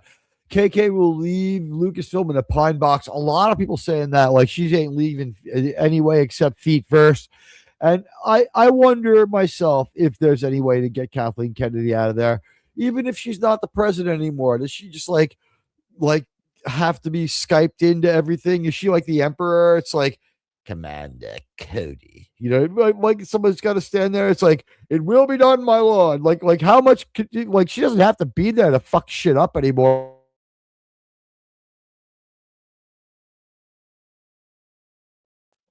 That's one of the reasons why a lot of these Me Too people should be given a second chance too. If you did some nuts stuff that didn't involve violence, if you made some indecent proposals, now that you can just be turned off if you're on a TV monitor, that maybe could save a couple of these decent story writers who are Joss Whedon is still a dick, but just bring him back from Me Too Island because people like this stuff. Okay. Yeah, she is a Force ghost, Orla Gregg. I call her a Sith ghost. She'll return in Avengers Doomsday. The Dead Man, you're probably right. Could you imagine that? She some kind of villain or hero flies in, masked villain flies in, pulls off the mask, and it's KK. Or she self-inserts as Daisy Ridley. Hey, Dan Crane 1. Hello, Admiral. There's been a number of excellent AI Star Wars films created by fans and posted over the last few weeks. Anything AI Star Trek you recommend? Watch them all because they're going to get ripped down really soon by Lucasfilm. Is my recommendation. After I'm done here in about 45 minutes, go over to Star Wars Theory. He recommends 4 of them. He would give you much better information than I can. I hear they're all good though. Also, I've heard that none of them is anywhere near as bad as the sequel trilogy. And it wasn't Nerdrotic, it was Star Wars Theory said, buy my lightsaber replica. And also, this has now been so bad for so long that they really do have to wipe away the sequel trilogy. He has said, you know what, we could probably just move forward and forget the sequel trilogy and just go forward in time. He's now saying the extinguishing of the Skywalker line, the other stuff, and all the bad damage repair, including all the attempts to like build up the sequel trilogy by tearing people down, has made such a mess of things that you just got to toss the sequel trilogy and do some sort of new sequel where you don't even involve the older people because you can't. And like you have your wish, they won't be involved, but now it's the wrong way. And like you have to like involve them somehow vicariously. I mean, Mark's around, he could be a Force ghost. Maybe you find the USB stick of Han Solo and he comes out there and has a few things to say. A Sith ghost, I stand corrected. You like that one? We haven't seen a Sith ghost, but it would make sense that they could do it too, right? The best Jedi, the best new Star Wars has been Cal Kestis in the Jedi games. I agree. By the way, wouldn't a Sith ghost have saved most of the problems from Rise of Skywalker? It's still a terrible movie, but a Sith ghost? A little better than a Sith Lord showing up out of nowhere after just being a mess and being off the radar for so long. Hello, sirs and madams. If you're just getting here, hit the like and follow. And do me a favor, please turn on your notifications for this channel if you haven't. I only go live but 3 times a week and when I drop a video. And I am overdue for a video. I did my last video 5 weeks ago, which means like I am now officially overdue. I try to do at least one a month. The Landman one didn't work out. Landman fans don't want a video essay. There's not a market for it yet. I don't know why. Star Trek and Star Wars fans do. I enjoy making them. I think that that's an art form in itself. I think it's fun, and I think it's kind of a gift to my subscribers. It's too late for me. Can't undo what was seen, and they're bringing them all back since Carrie is gone and no AI. Yeah, that Rogue One Carrie was far too uncanny, wasn't she? That Rogue One Carrie was far too uncanny. Their eyes are too far apart and everything. A clone Palpatine would have worked, yeah, like in the EU, but not how they did it. I think that they have changed their canon, and in the book, it is a clone. And the thing is, why wouldn't it be a fresh clone? Like his fingers are worn down to the nub from shooting force lightning or something. Like his metacarpals are showing. It's disgusting. And it's just so JJ and so edgy, right? And it's West Kegel, savior of the universe. I like The Force Awakens, but I'm good with them erasing them all and redoing them. Though Carrie is gone and Ford won't ever play Han again, so there's no chance of redoing the sequels. We could get a Han Luke reunion of some sort with Chewie. You throw those guys enough money, they'll do it, even though they all say they're retired. Harrison Ford is still doing Taylor Sheridan and other stuff. He's available for money. He's out there for hire. He's not going to be that snobbish about it. He came back how many times? He said he would never play Han Solo again, and he's back as a memory ghost. And I love that they called him a memory ghost. That was really funny. KK revealed as Dr. Doom in the alternate dimension, just to add another addition to the Disney IPs. I agree. JJ told Mark Hamill this isn't their story anymore. Yeah, I saw that, and I think he had some snark for JJ, but it's a long time since Mark Hamill stood up for Luke and TLJ, so we're all a little frustrated with him. And I'm sorry, I'm not being extra snobbish. It's just I've got my progressives on, so I got to lean my head back to read the StreamYard. So our family had discussed the ethical issues of showing a dead person as alive. Yeah,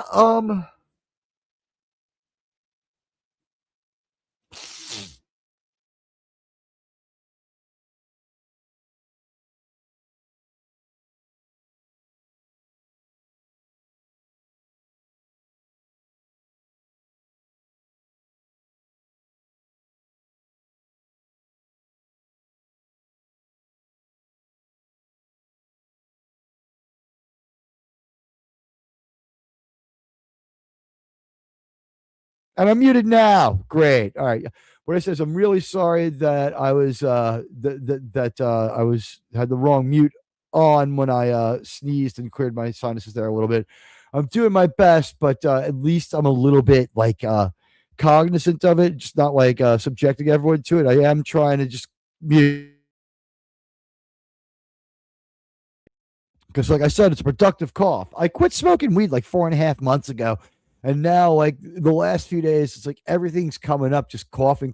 And yet, thank you for the guidance. If my sound goes out again, let me know. I'm trying to keep my eyes on the lights, the indicator lights. Anyway, at least we're getting a Darth Maul toon series. Am I right? I mean, I don't want it. I think about how much they'll debase him. That whole thing with Savage and him, and the Dathomir witches and creating them, that was an all right story. Don't get me wrong, it's still heavily dependent on the first 2 Dio records for ideas, like way more than it should be. It's like, we need gypsies, a game of chance, we need witches, and a rainbow rising. So it's so weird. Like I can't take credit for this one. Valiant Renegade said, like, let's try to be generous here. Is maybe the deal, like, before we go full on into like asking if this is satanic, and they wondered out loud if it was. They said, is maybe Dave and his wife just really into Dio? Because but the thing is, Dio is like a little bit more literate than this, even though Dio's no Ozzy, and Ozzy was no Ozzy. Ozzy got a songwriter. And thank you for letting me know. I don't think I'm any longer muted. I'm seeing the feedback, so I am sorry about that. Anything's better than just coughing and sneezing away on open mic, not trying to get rid of it. That would be uncool of me. I'm doing my best. I am sorry. I wanted to be with you, and I gotta say, it is a pleasure because as much as I'm coughing and sneezing, I am not feeling symptomatic like I was today when I was like on and off headache and a little bit tired. But I have to watch all 3 Kelvin movies before Saturday. So, I mean, pity me. Think what tomorrow's going to be like.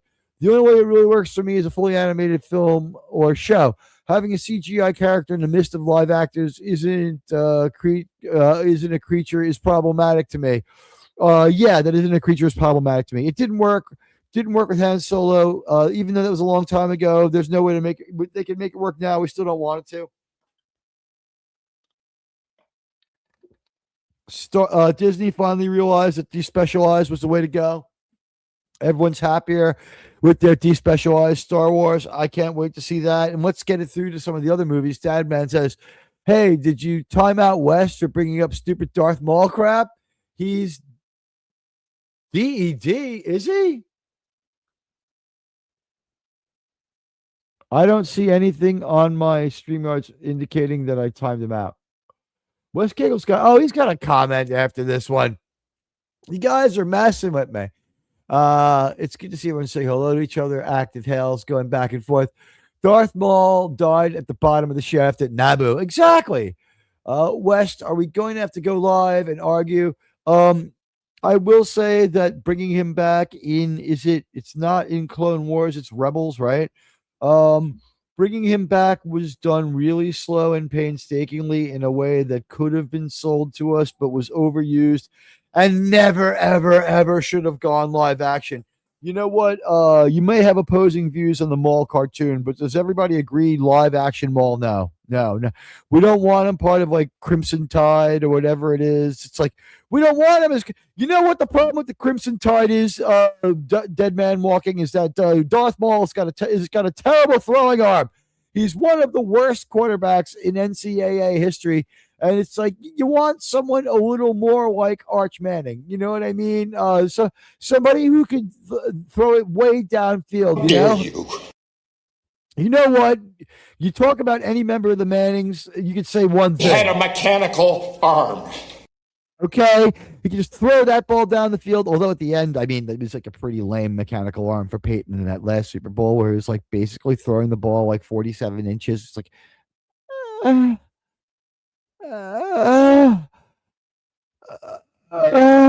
but he got it to his receivers. I mean, he won the game. But wow, what up, bitch?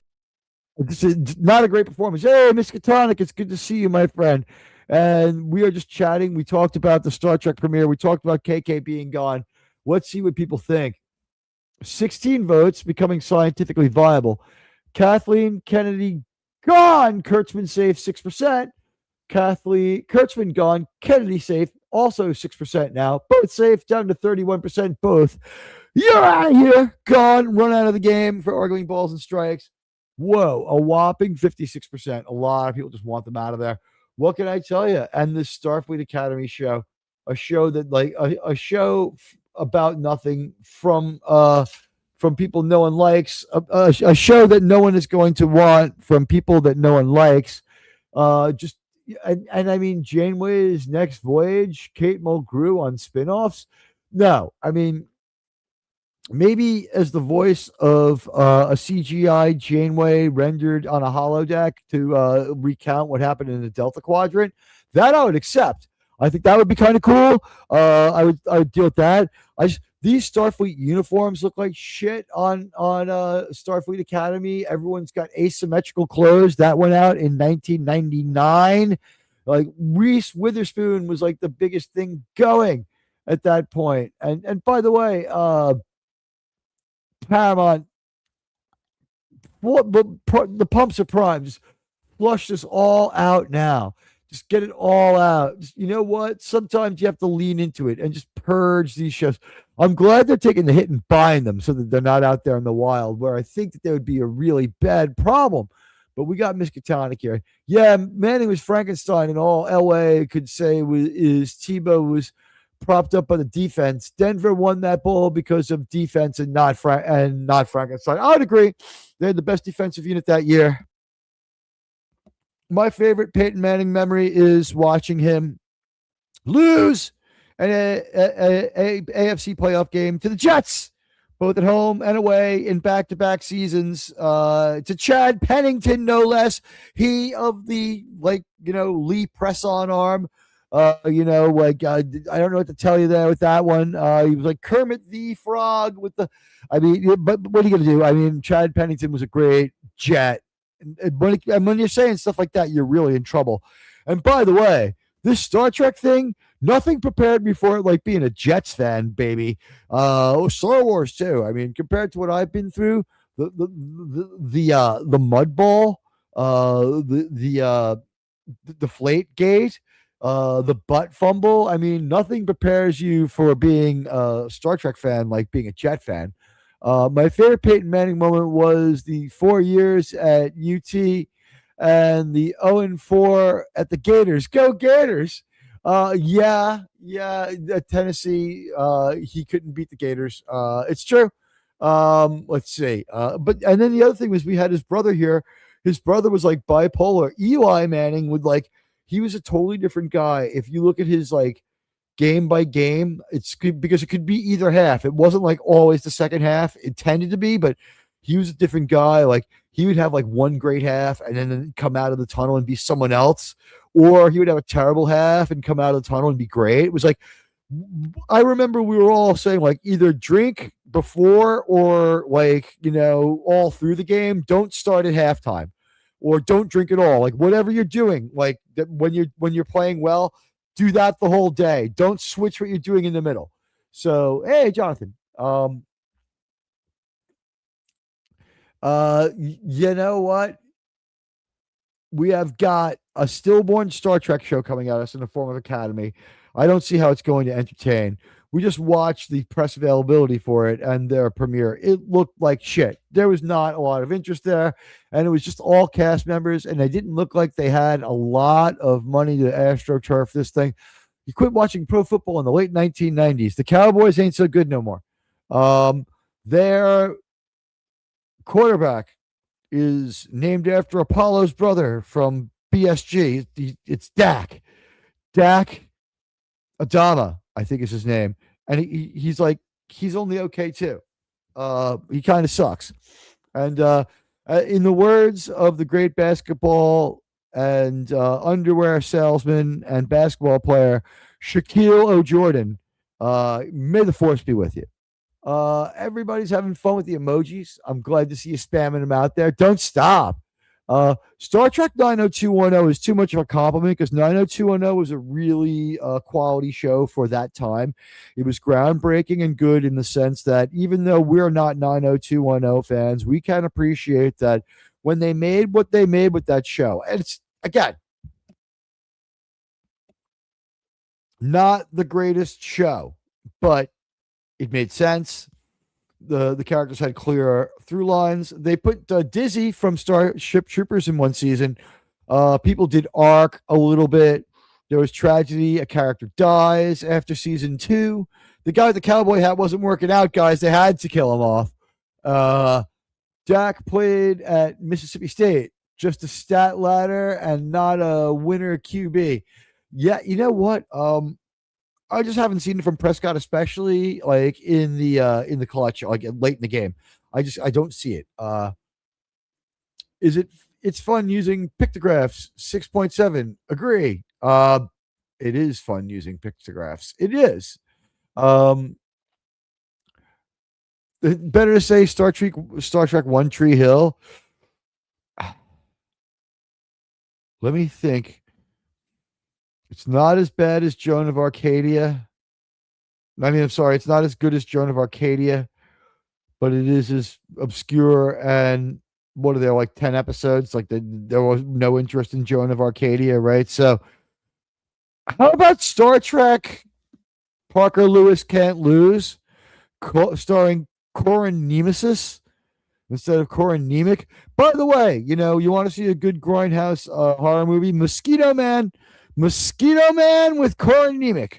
Great film about the West Nile virus. Nudity. You see his ass. You see the man's tallywhacker. The whole thing. Corin Nemec, naked as can be. Parker Lewis. It's like got some softcore porn moments in the movie. Mosquito Man, the late 90s, early 2000s grindhouse budget thriller with just absolutely captivating performance, where Corin Nemec holds you in the palm of his Parker Lewis hands, just right in the palm. I mean, it sucked. Okay, what can I tell you? And isn't it weird? The guy from Parker Lewis turns out to be the guy from that 70s show who's in all that trouble with Danny. Is it Danny Masterson? Is that the name of the actor? Hyde. Like, what a great fate for your Fonzie-like character. That 70s show. God, huh? Stat Patter. Okay, I thought that you meant something different, although Stat Ladder would also like kind of make sense relative to the term. But yeah, and in college football, there's a lot of 56-point fucking blowouts. So how many of those happen? Should be called Starfleet. Should be called Sweaty Feet Anal Probe instead. I'm all for that. I mean, that's Truth in Advertising. Thirsty Slevin. Even now, Jerry Ryan can get you a little thirsty. She can also be deeply annoying because she has terrible TDS.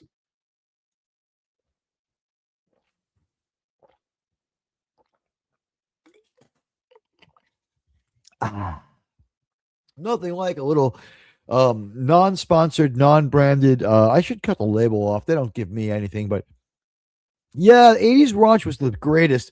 I saw some commercials for some movies from the 80s. They could never even happen again today. Like, forget about could you imagine making Rocky Horror today? Bad Boy Hyde. Yes, exactly. Parker Lewis had the big guy they fed with the gummy fish. Yes, he ends up on one of the big guys from Parker Lewis is like this weirdo Scientologist who ends up on that 70s show. And that 70s show, like, short circuits, it's a bunch of people. And the graduates from that 70s show who are Scientologists, they go on to My Name is Earl. And then Earl himself comes clear of the Scientology shit near the end. I think he ends the show rather than fire all the Scientology people around him. He's just like, all right, you know what? It's over. And I think Jamie Presley was in that stuff too. I just don't know. There was a show that no one wanted to watch, like My Name is Earl. Yeah, exactly, right? Parker Lewis had the big guy they fed with the gummy fish. Yeah, the gummy fish guy, I think, was also in that 70s show. He was like the bridge to Scientology that got everyone into it. I think he was the guy who hooked in Laura Prepon, who like, and goodbye career for her. And the Dharma and Greg chick, remember how hot she was and how big her career is? Goodbye to her. And like, they're just, it's not the greatest thing to be into for your Hollywood career because they press you to make more money faster. And that's basically why Kirstie Alley left Star Trek. She had another movie that was like coming down the pike faster with Tom Selleck. Kubiak. Tony Kubiak? Or is that just a misspelling of Kubrick? Because we do sometimes talk about Kubrick here.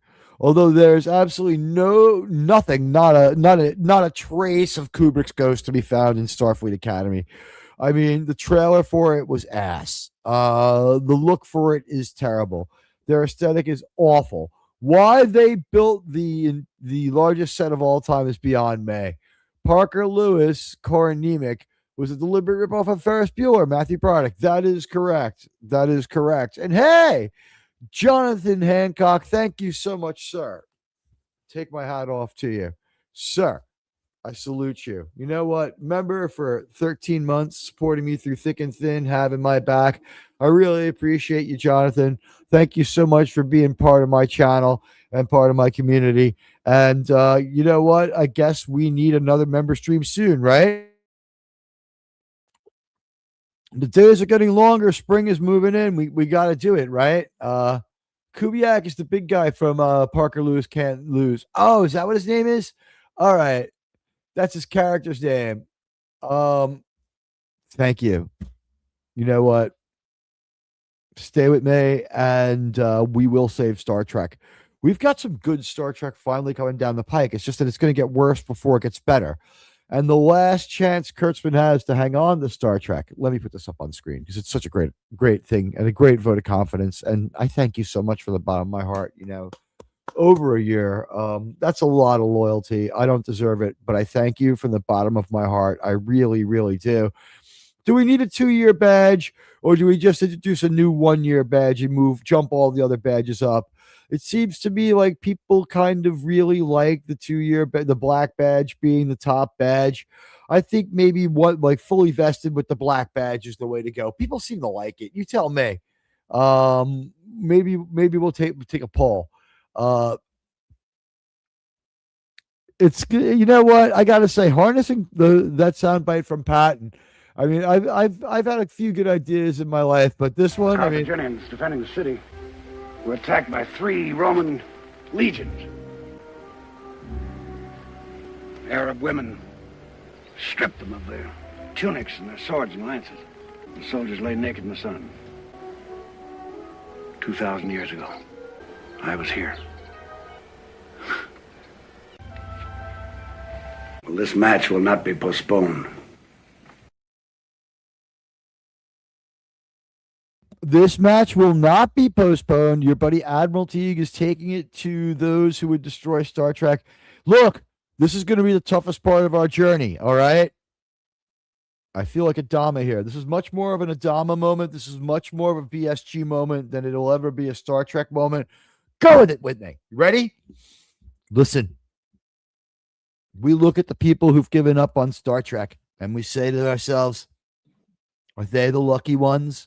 Maybe it would have been better to tap out after Enterprise ended, or get with it and decide that Star Trek 09 was some kind of good movie and convince yourself that the Kurtzman track was the way to go, and roll with it like some kind of simpleton, like, you know, just like roll over and let them scratch your belly, because that's all they were looking at. What a good little fan. Ooh, what a good little fan. Ooh, what a good little fan. Just treating you like you are a fucking idiot for how long? And now there's a light at the end of the tunnel, and Kurtzman deals his dirtiest hand right from the bottom of the deck. You know what?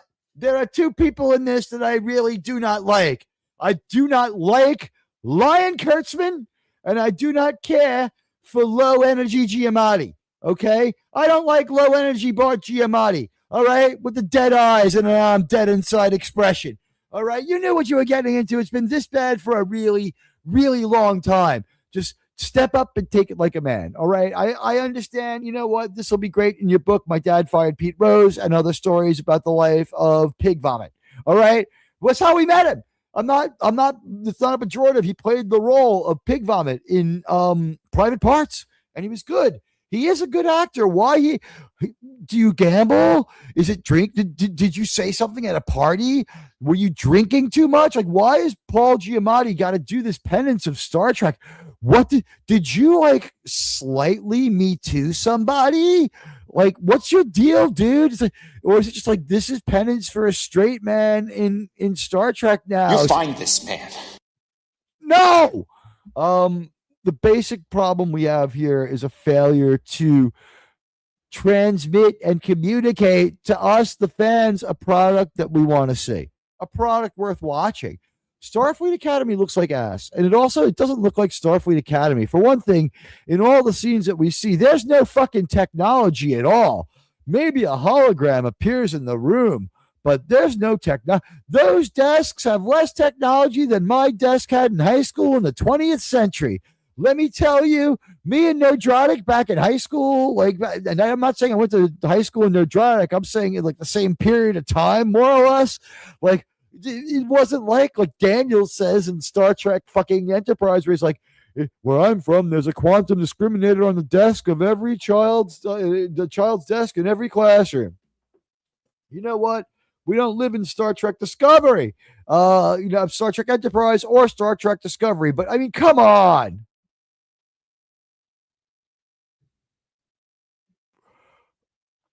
The look on Giamatti's face is unbelievable. He looks like he's ready to die. He really does. He looks like the embarrassment it is so palpable on his face. He looks he looks so humiliated. There's no other way to put it. I mean, let's see if I can find some of the foot. Like when you see Tig Notaro, she's just like, I can't believe that somebody paid me to do this shit. And she also said like she couldn't be bothered to pay attention.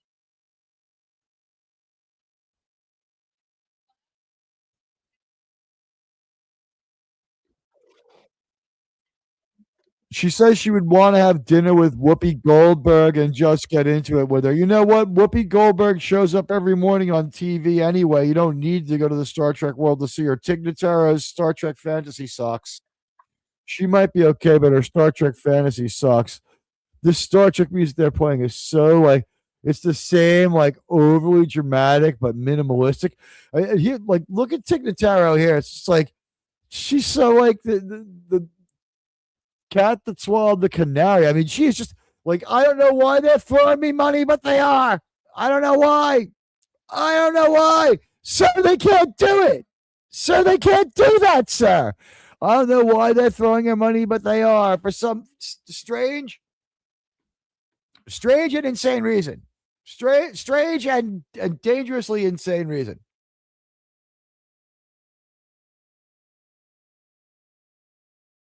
All right, to be fair,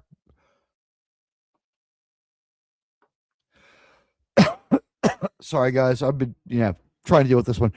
To be fair, would be just as I would also have a shit-eating grin on my face if I managed to pull this off. I mean, come on. Sir, the sir emoji should be the 2-year loyalty badge. That's not a bad idea. Or maybe like a different version of sir, but yeah, that's not a bad idea. Or the Starfleet badge in a 60. I like that. Wes, talk to me more. Thanks for being a member of the fleet. Yes. And thank you. Honestly, Jonathan, 13 months, really, that's a lot of loyalty. I thank you from the bottom of my heart.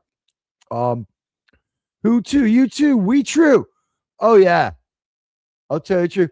Remember that General George S. Patton said that he read Erwin Rummel's book on battle strategies. Oh, I mean, I wish I had a better Rommel than this fucking idiot Kurtzman. He tasks me, and I shall have him. You know what? If I have to chase him around the moons of Nibia and through the Antares Nebula, he tasks me. And I shall have. Here we go. with the dead eyes. Oh, we got to turn off this stupid fucking music. Oh, you call that music too? It's like there's some of the deadness in the eyes. And Holly Hunter, of course, her face a bit frozen. I wouldn't be that upset to go home to her as a 70-year-old guy as my wife, though. She's a case for marriage for septuagenarians. What can I tell you? She looks great for 76. It's incredible, actually. And then there's Kurtzman looking down at the floor in shame, as he should be. His wife not standing at his side. She's like, no, you go eat your shame salad by yourself. And then behind them, what is that, Sting's stand-in? Or is that Popeye behind them? I have no idea who that is behind them. And then we just see these people standing around like they're important. This woman's voice, she's got this Northeast accent. She doesn't like black explain things, and she doesn't talk in robotics, but her enthusiasm and the septum ring and I'm telling you, I am from Jamaica, Queens, where 50 Cent is from, and this is a wild outfit for even Jamaica, Queens. The lady, way to go. Honestly, I give it to her for the throwback. The septum ring, a little much. Everything else, I'm fucking down with that fucking crazy look. I mean, I'm from fucking the worst part of Queens, so I'll laugh my way through this. Hello, everyone. Welcome back to the. Just look at that. She snapped the grill off for a second. That's what she was doing with her tongue. She pulled the grill down and took it out with her hand so she could smile. Hawkins. Yeah, we are.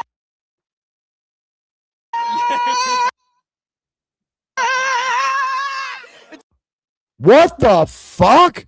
So this is what we have for the Star Trek, premiere for Strange New Worlds. That's what they think you're dumb enough to enjoy, sirs and madams. So you think that you think I'm bad?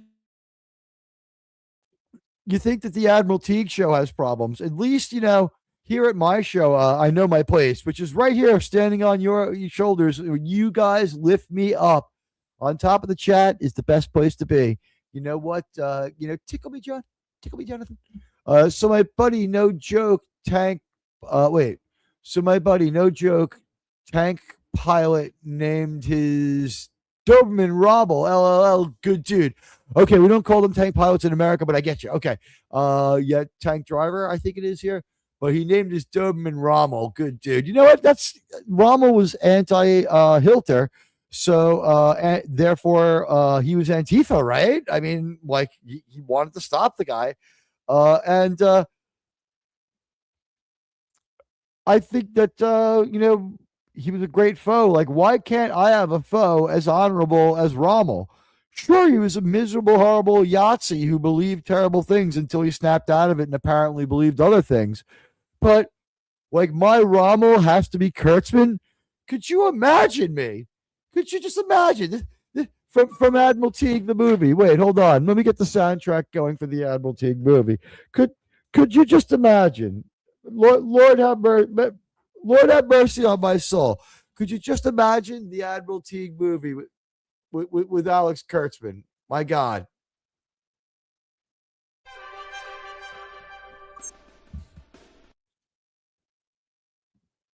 Kurtzman, you boring bastard. I put your book through an AI and had it summarized.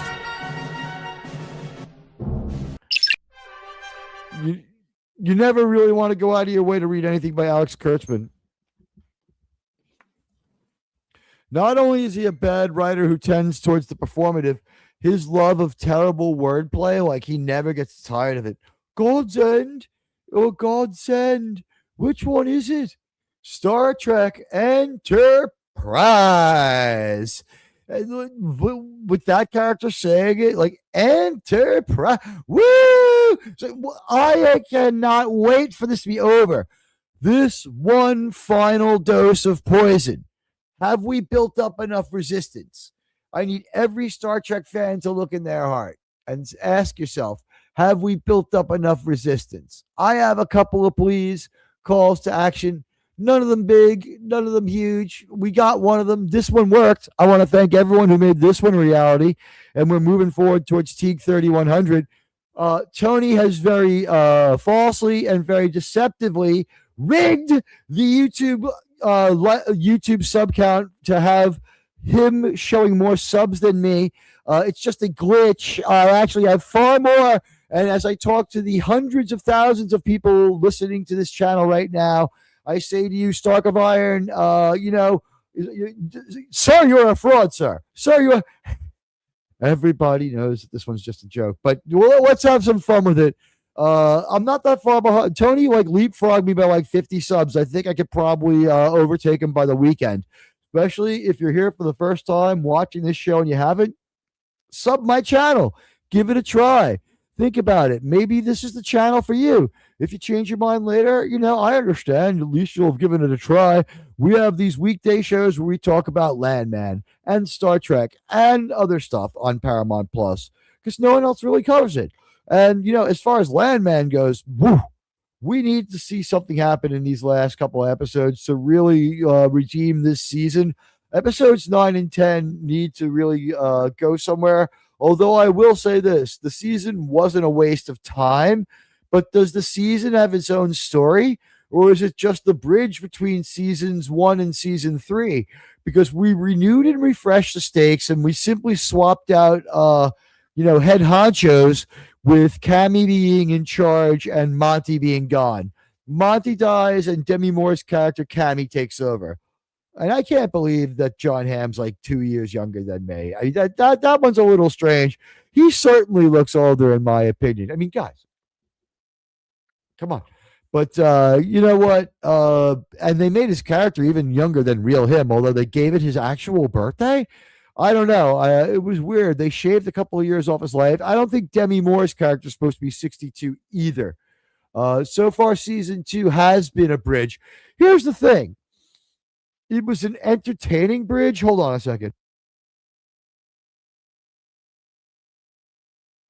It was an entertaining bridge. I think they had to chop out a storyline with Ainsley. I was talking to Vex Electronica about it, and she is so nice to even talk to Admiral Teag. Just, who am I? And we were talking Landman. Turns out she does it too. And, I told her my theory. I think that Teag is going to come back and save the whole show because, he's the character who got hurt in the H2S gas leak.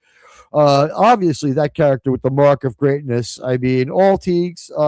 If Colonel Ty had just gotten it together and changed the pronunciation, he would have gotten them to Earth. But we've got to get through this Starfleet Academy, okay? And we have to make sure that the people who put this out there know how we feel. This is how you do it. I want you to cut and paste this comment, and I want you to tweet it out. I want you to tweet it out. I want you to tag all your Star Trek friends in it. I want you to make a thread about how you want to go back to the original continuity. And I want you to tell me everything good that comes to mind about Enterprise. There is a sequel show for Enterprise in the brewing called Star Trek United. It could happen, ladies and gentlemen. We could get this great show. We can get this. If you know what, Sussman keeps liking now he's doing a great job. Sussman is a fantastic one-man publicity engine. Mr. Sussman, you're invited on. Sean, pull the trigger. Talk to JDA Talks. Ask him if he wants to come on. We're trying to get some more guests on here hey, Radioactive Actual shocking me here with a $5 American super chat. Not shocking with the generosity. I was, always surprised when you guys choose to support me like this. And it's just, it's so flattering. And I want to thank you, honestly, very much. Thank you for it. And you say, TBH, it's going to be hard for Landman season 2 final episode to top Venezuela season 1 final ep. Are we at the final episode? I hope so. I would hope that, we could just have a more enduring peace. Weird stuff going on with another freighter. There's all sorts of real world stuff going on. And you know what? We can acknowledge it a little bit and have some fun with it. But when we come here, for the most part, we're talking about Star Trek. And that's why, we have a good time here together. And you know what? Sometimes the real world does come in and it is funny. And what are you going to do? Venezuela, it was going to happen. At least it's over. No Americans. Looks like there was no loss of life at all on that one, as far as we know. And, maybe, just maybe, there'll be peace from here on in. Hopefully no more new wars. That's something that I'm in favor of. But Radioactive Actual, thank you so much. It will be hard for Landman to top the spectacle we saw there. Seemed like a pretty well-planned military operation. I'm not qualified to comment on it more, but, no casualties seems to speak for itself. I think I could quote that. As far as Landman, always a lot of fun. It's been a great season so far. I think what happened was two things happened in the same 2-week period. First, they did an episode where they went way too far at the old folks home, and Ainsley talked like an absolute Nazi at her TCU interview, and this was just too much mean from and crassness from the two of them at the same time. There was also a really weird self-deletion with somebody putting a hose from their tailpipe to their window. That seems to have been dropped. In episodes like 2 and 3, like that was a big fucking deal. We have not talked about that at all, and we're just going to move on from that one. We're just dealing with like the shallow water horizon that's going to dig for gas, and we're going to try to pull off some oil mining at sea. It should be fun to see what next season's drilling has to do, and maybe they get it down the pike in less than 2 years. But I guess once they realized that the female characters were getting destroyed, and like, let's face it, it was the people fighting against them that were putting that out there, not so much the people from Universal, because they don't want to damage Sheridan. And for all we know, Landman might be portable. I don't know. I don't think it is. Indications are it isn't. But, he's still the Landman creator. Who knows? Or maybe he closes down the show and brings his cast with him and starts again with some other show called, like, I don't know, Seaman, where he owns like a big, like an ocean. I don't know. Let's call it the Ocean of America. But and thank you, buddy, for thanking Radioactive. Guys, we have what's promising to be a loaded up and wild weekend for you. There might just be like a Landman show where the Landman show goes its usual distance, ends, and then like all of a sudden like a crazed reemergence of Admiral Teague with the Star Trek Academy Survivor story, because you can't call them the reviews anymore at this point. So Star Trek Academy Survivor story. It's like, I'm Admiral Teague and I survived Star Trek Academy. And JT, I heart your chat, and everybody give JT a thumbs up on that chat if you can for me. It looks like it's got 4 or 5, even better. I love that you guys support me to do this, and I love that you guys agree with, it seems, the direction we're taking this in, which is deeper exploration of the plot. We're going to go through all of Star Trek chronologically. We're going to have some fun with this one. It has my original solution had the advantage of never having been tried before. Going through Star Trek, starting with Enterprise. Has anyone else done it? I don't think it's ever happened before. So we're going to do that together, and the other things too. Not because they are easy, but because they are hard, as JFK said. And what can I tell you? We have seen everything from these new Trek people. Before I let you go, did anyone check out the Tachyon Pulse on X or the Tachyon Pulse's latest video? I like the Tachyon Pulse. I think he's a good guy. I think I've got him figured out. I'm not going to confront him on this one. I asked him, are you a messenger or are you a forecaster? And he looked dead into the camera talking to me one-on-one. And he didn't mind if this got out. I said, what do I tell people? He goes, I'm a messenger. So he believes he's getting this stuff, right? Like he has a source is what he's telling me. I'm a messenger. So he has some sort of source. I do believe that by using top tier Patreon from a bunch of channels and celebrities, you could get enough information to cobble together fairly accurate predictions. He's got an information gathering method. He doesn't have to share all of it. He has started addressing some of the things that came up on our show. He was defending his delivery. And by the way, I defend his delivery too. So he makes he misspeaks once in a while. Everybody does it. Almost everybody does it. Unless you're reading off a script and making a drinker style video, which are the kind that I try to do usually. when I make a video essay, you're going to make a mistake. And even with a script, you can miss that and just like end up looking dumb. So whatever. What's everybody sub to Disparu? He's doing great Star Trek work. Doomcock doing more Star Trek work. Overlord DVD, our friend out there, he doesn't need my help. Resurrection Rooster. If you've subbed to Tony's channel, you know what? It would be really, really bad if you didn't find 4 to 8 more people and have them also sub to my channel too. And this way my channel can stay bigger. And then as we grow my channel, we can bring Tony along in a way that is more suited for his like his comedy style has grown. And like if I'm not bigger, I mean, him passing me, like, it's his right and all that. Like, I'm happy for him, but it puts enormous pressure on me to help keep him funny. Because what are we going to do? Like, dogs and cats living together, it'll be freaking anarchy. But you know what? Radioactive Actual, I haven't been playing the soundbite for this one, but Sean made this. Here we go. Admiral Teag, incoming super chat. I think that everybody who super chatted today, I'll give you a little bit of video right here. We will win. Not that video. How about this one? The word decent doesn't apply to me. No, not that one either. Let's do this one. Incoming transmission.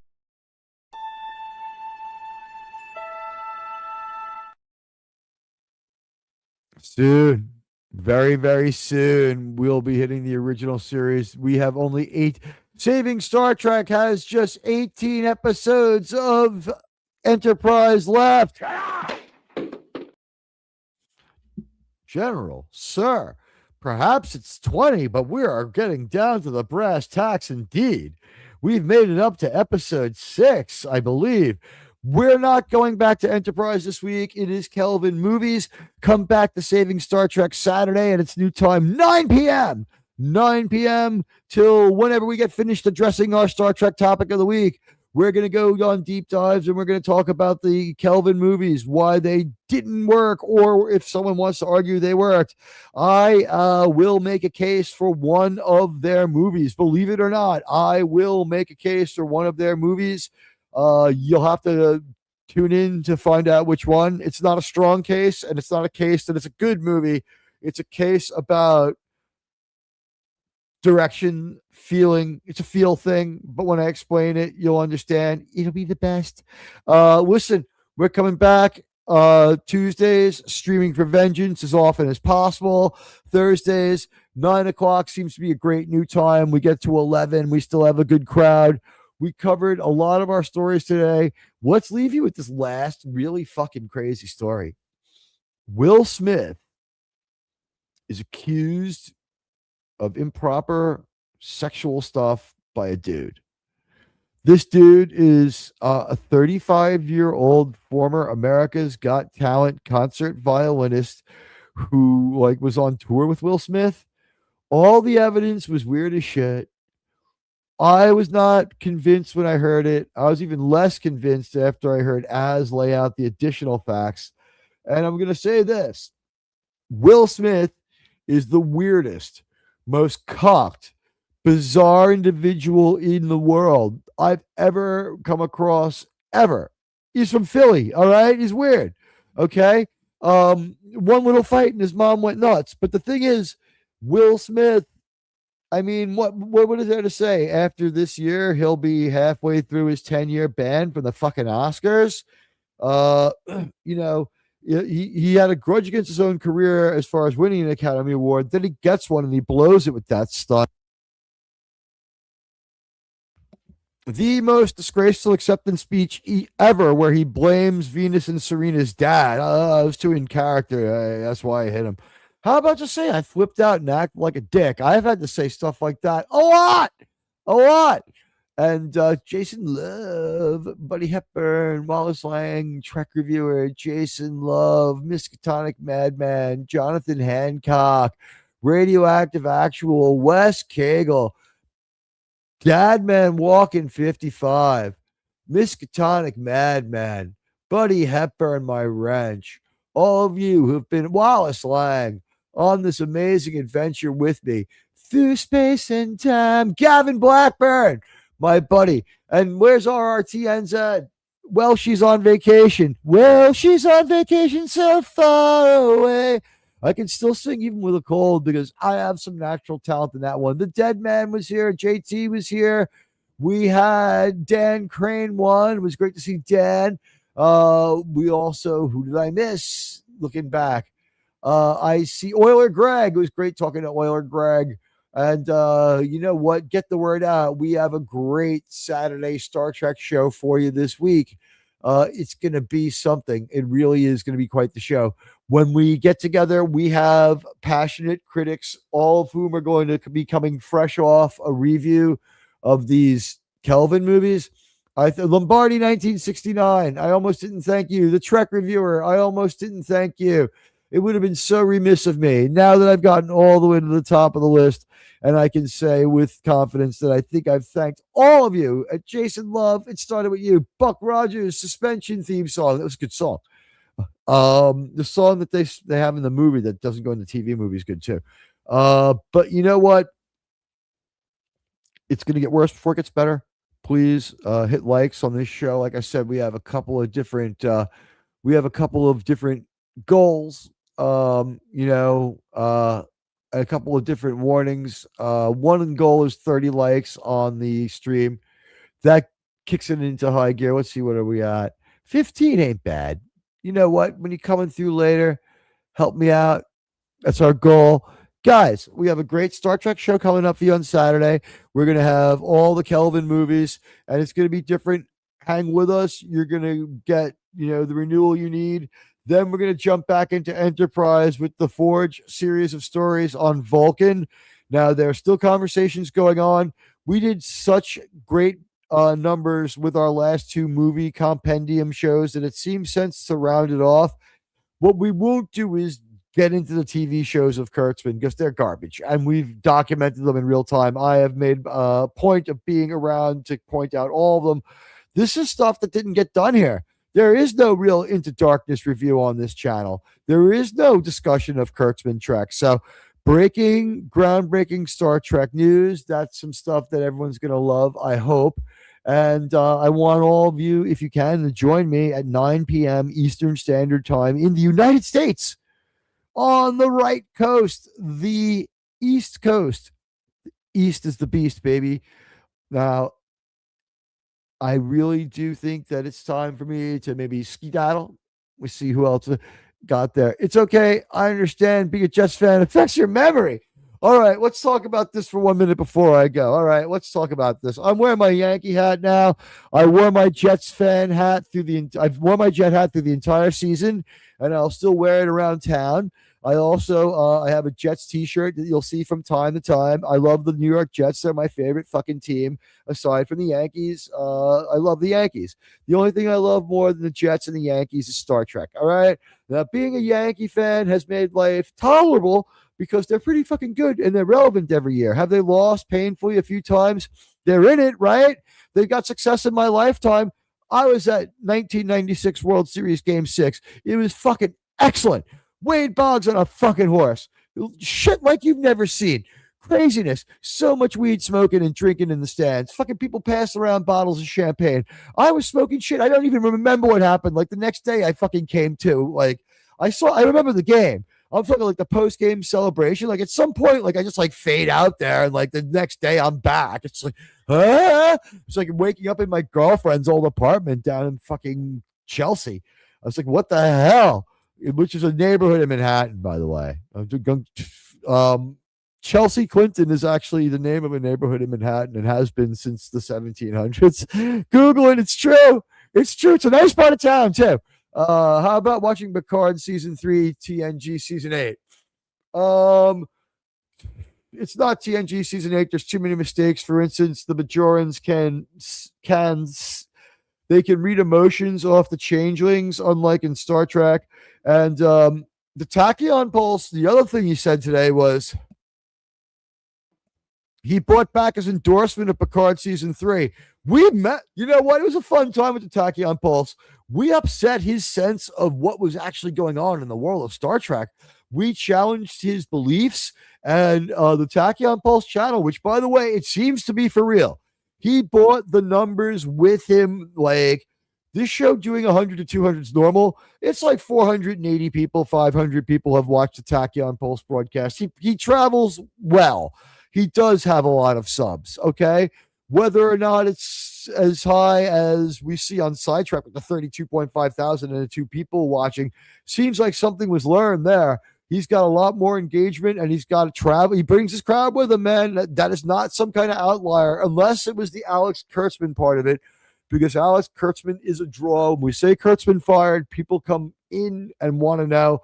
I put the question mark on it, not so much because I don't think he's finally fired, but because he's going to be hanging around for a whole year, during which a lot of stuff could happen. Keeping an eye on the Warner Brothers situation, they kind of released a mocking talk is cheap statement to I have been in Chelsea Clinton many times. I've taken the subway deep within Chelsea Clinton.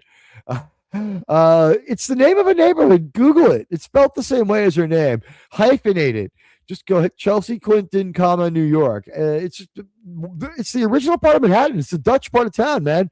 It's part of it has streets with no names. Like 23rd Street is probably the northernmost border.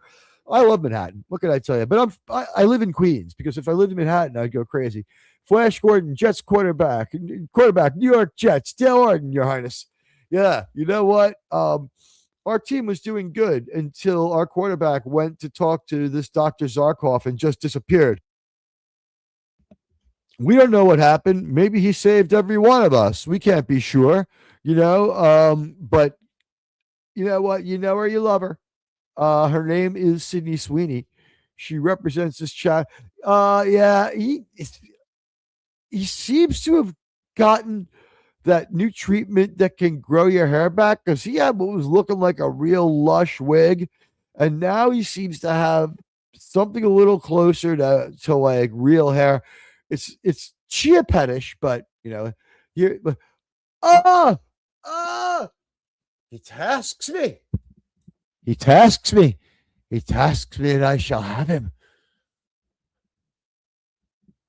Are you aware of the Klingon proverb that revenge is a dish best served cold? Mr. Kurtzman.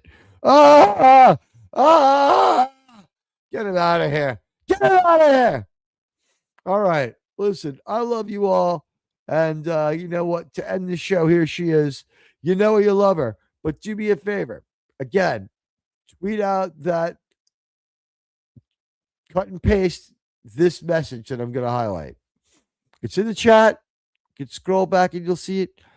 It's just a little bit further back. I'll put it back in there for you guys. It's very important. This is the most important thing you can do today. And by the way, you'll get a like from the creator. So how cool is that? Here you go. Star Trek fans want. There you go. Okay. Look, this is a priority. All right. I'm giving everybody a priority alert. Tweet this out. Tweet this out at Paramount Plus. Star Trek fans want Star Trek United. If you want to put hashtag saving Star Trek on there too, you can. Sussman has almost got this happening.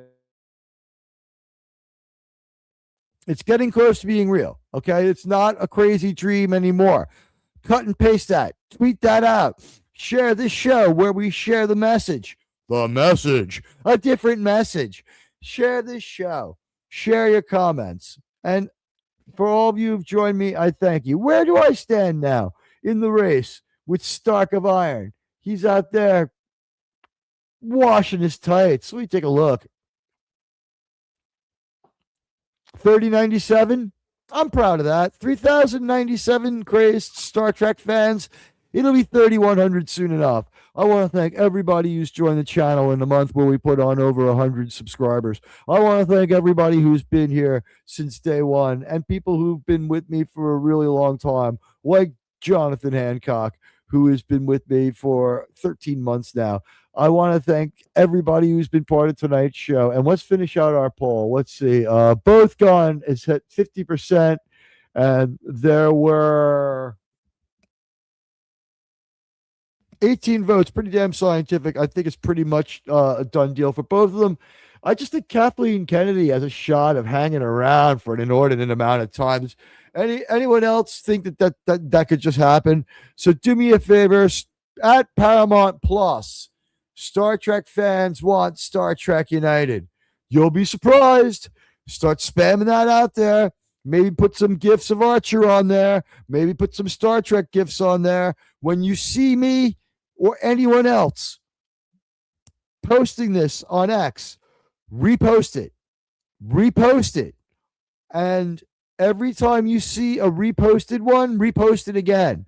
The synergy of a repost gives each subsequent repost a big, big boost. I'm asking my friends who like my show to consider reposting the X posts when I put them out there, because that makes a huge difference.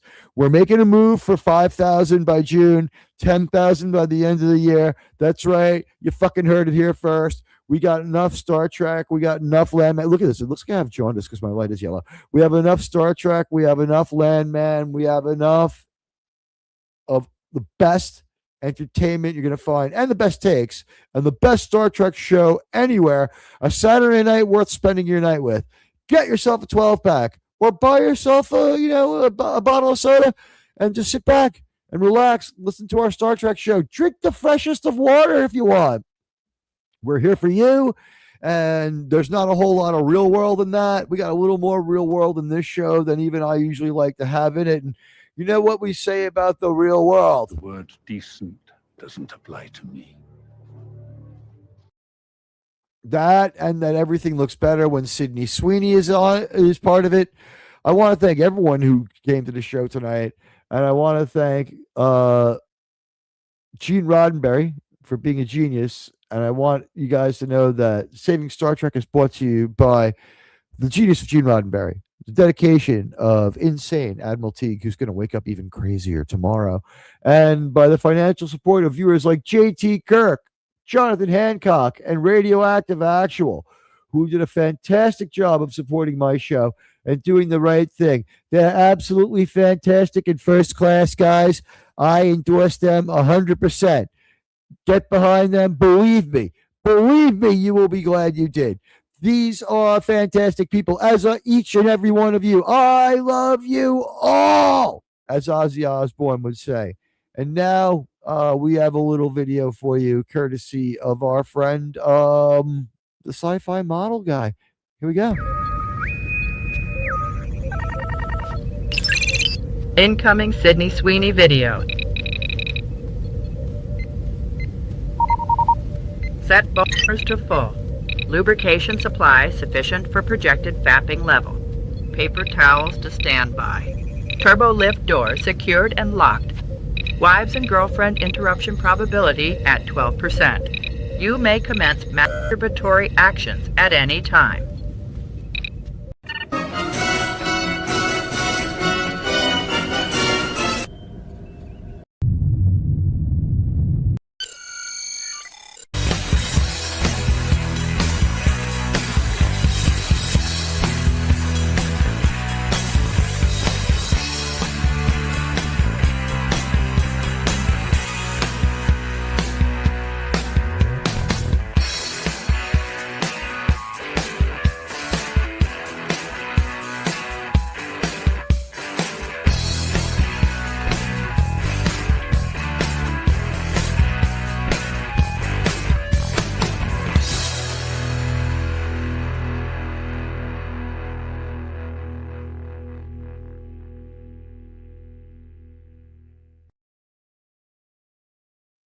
Tweet that out. I love you all.